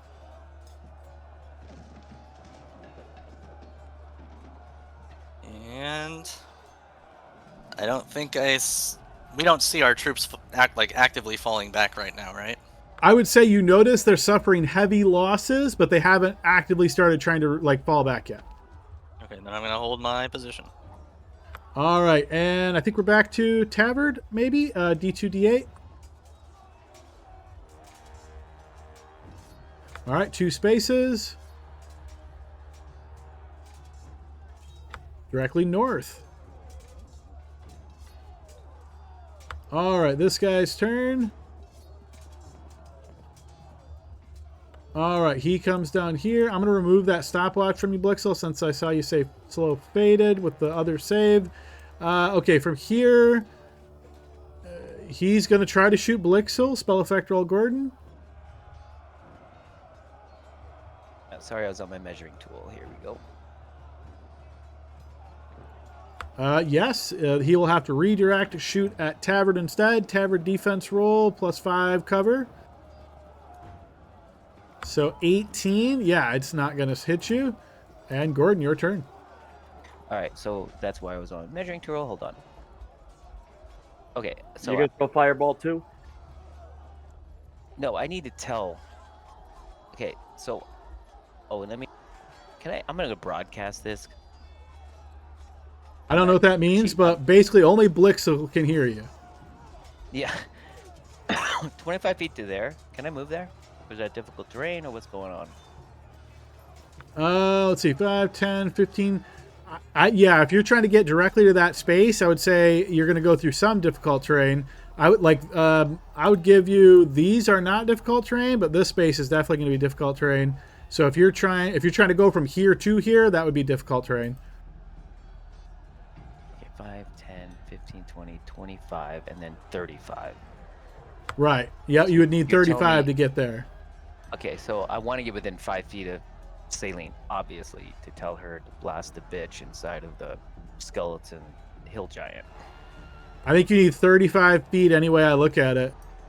Yeah, that's what I was doing. Memories. I was 5 feet away from saving Baron too. That's true. I pop a level 4. No, a level 3, and send you a message.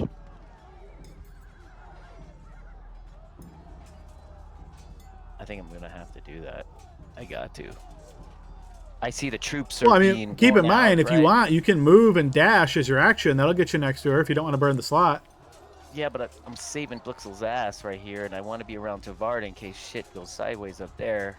Yeah, Dude, yeah. that's a bad idea. Choices in war, right? Right. Yeah. Dude, yeah, I've got options though.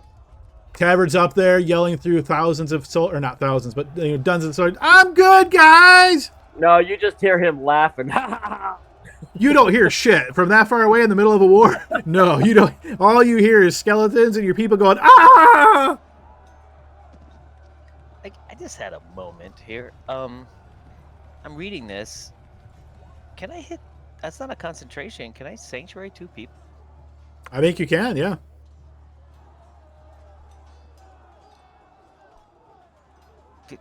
Yeah, why don't I?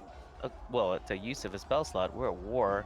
All right, then that's I need to dash to Saline, and I'm going to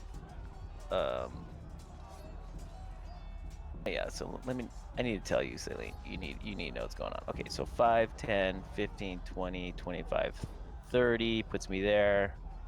Dash for 5 effing feet. It's okay. Saline, the bitch the bitch is inside of that skeleton in the northeast, that giant big blue one on the map. Oh, Blast her!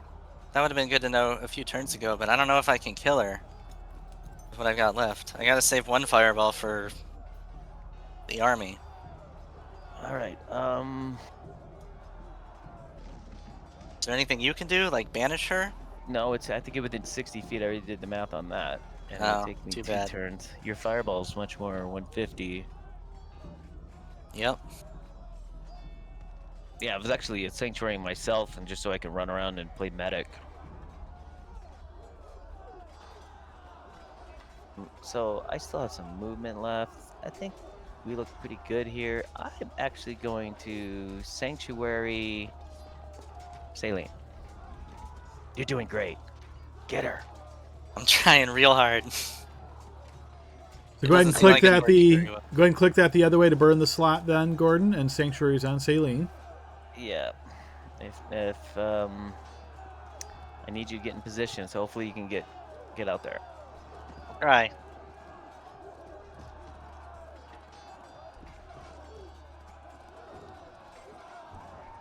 There, and that's when I'm in my turn. Now I can see people's.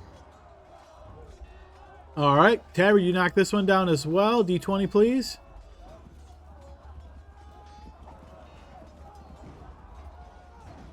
All right, that one is also done for. Okay, this one's turn.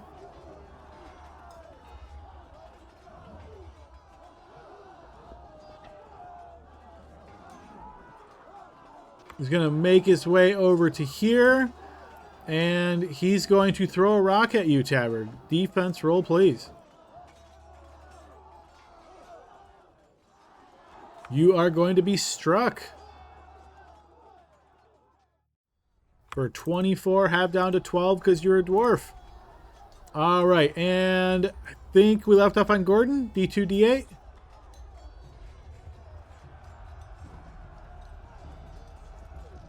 All right, 2 spaces.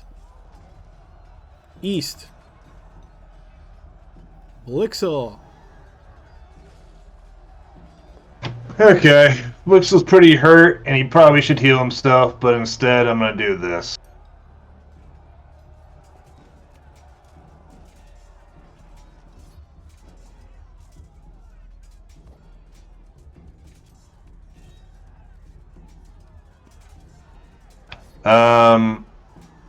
Is the webbing difficult terrain?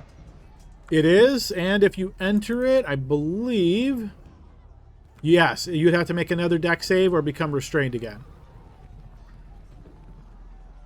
And what's the deal with the circle here of people? If you enter it, you immediately basically get locked down because you're in the local fight then amongst that group of soldiers and enemies. So basically you would enter, you would lose your action for the round, and then you would have to wait until next turn to do anything.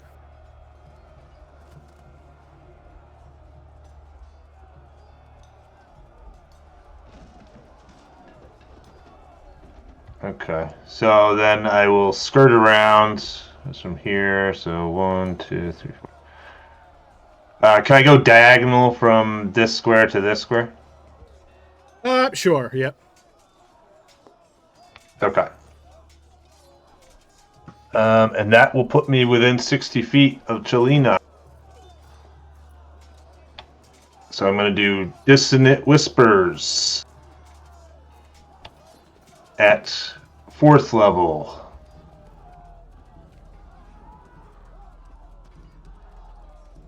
All right, feel free to post that.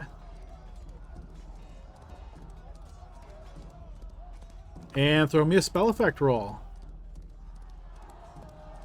14. And that is Wisdom. Yeah. She is going to succeed against that. So she will not have to donate an flee. inspiration. Sure, if you want to. I'll donate an inspiration. You burn it. Okay. We don't take your roll. We'll have him re-roll. But make sure you click it to burn it. You got it, boss.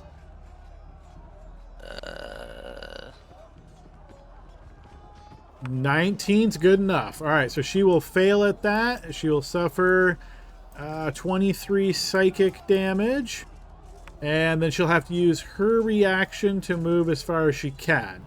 That's going to be a little bit wonky because she's currently in the middle of a bone cage. So hang on one sec. As So- she tries to get out, right? Well, I'm going to say she has to use half of her movement just to climb down to the ground.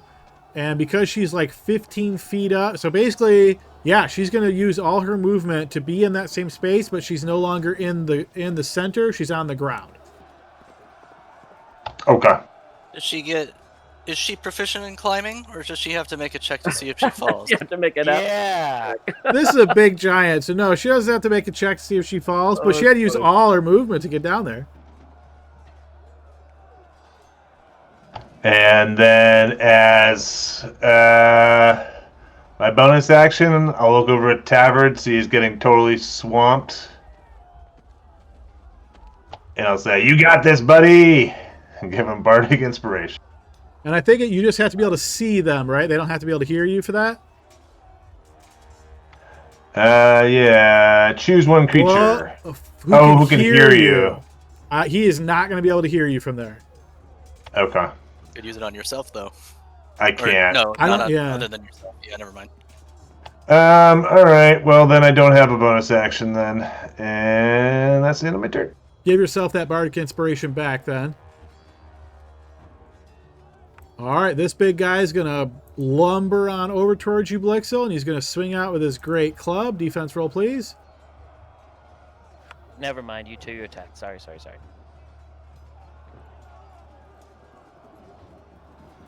I think he loses. Doesn't he lose Sanctuary? Cause Yeah, that's what he was saying, yeah. Sorry.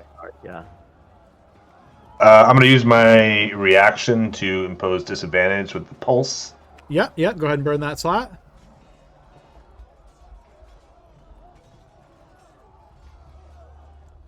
No, it's not a slot. It's the hero stone thing. Oh, I'm sorry. You're using the... Okay, that Paul. Sorry, I thought you meant the telekinetic one.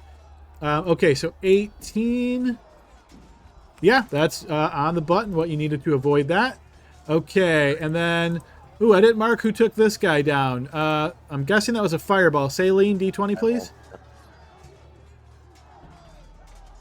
And did the web go away when she lost her concentration? Yes, good call. All right, that guy is truly donezo. Let me get rid of the web.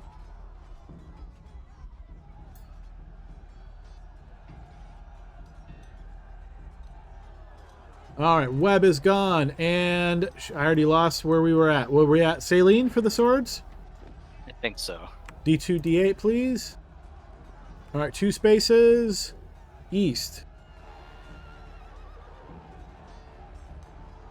And then to Blixel, D8 or D2, D8. 2 spaces. North. Yeah, no kidding, huh? Southwest. They're retreating. All right, this guy's turn. He's going to go here and he's going to fire an arrow at you, Blixel. That's on the button. What you needed to avoid that one too. All right, this guy's turn. He's going to take. Actually, he's noticing you dodge basically everything here, Tavern. And though he's not particularly bright, he doesn't like that. So he's going to use his massive strength to try to knock you off your feet and knock you prone. So give me your choice of an athletics or an acrobatics check. Yeah, Tinkle Toes Tavern. That's it. All right, so I'm going to use acrobatics here. You can roll that public. He knocks you off your feet, knocks you to Now, prone. Since I'm dodging, do I get an advantage on that or anything? You do not, unfortunately, no. All right, so he knocks you prone. That now makes attacks against you at advantage. He's going to follow that up. Let me double check prone. I think it's any melee attack. Let me just see if it says have to be within 5 feet. If so, he'll have to step forward. I think it has to be within 5. It's a silly rule, but it is a rule, I believe. Yeah, that looks like the case. All right, so he'll then step forward the 5 feet, and he's going to smack down at you. Now it's a straight up roll, Tavern, on your defense roll.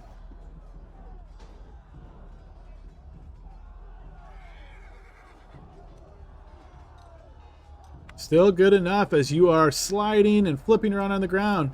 Okay, back to Tavern, D2, D8.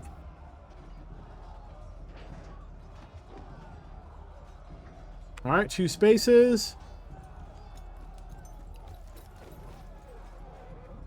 northwest. All right, this guy's turn. He's going to shoot at you, Blixel. Defense roll. Yeah, easily evading that one. Let's see. I think we're at Gordon. D2, D8. All right, 2 northeast. Ouch. Oh, yes. So that's going to cover.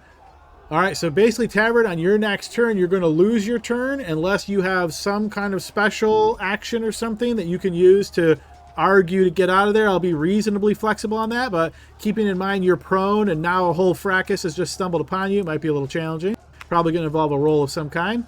Let's see. This guy's not in the fray, but you are 10 feet away from him.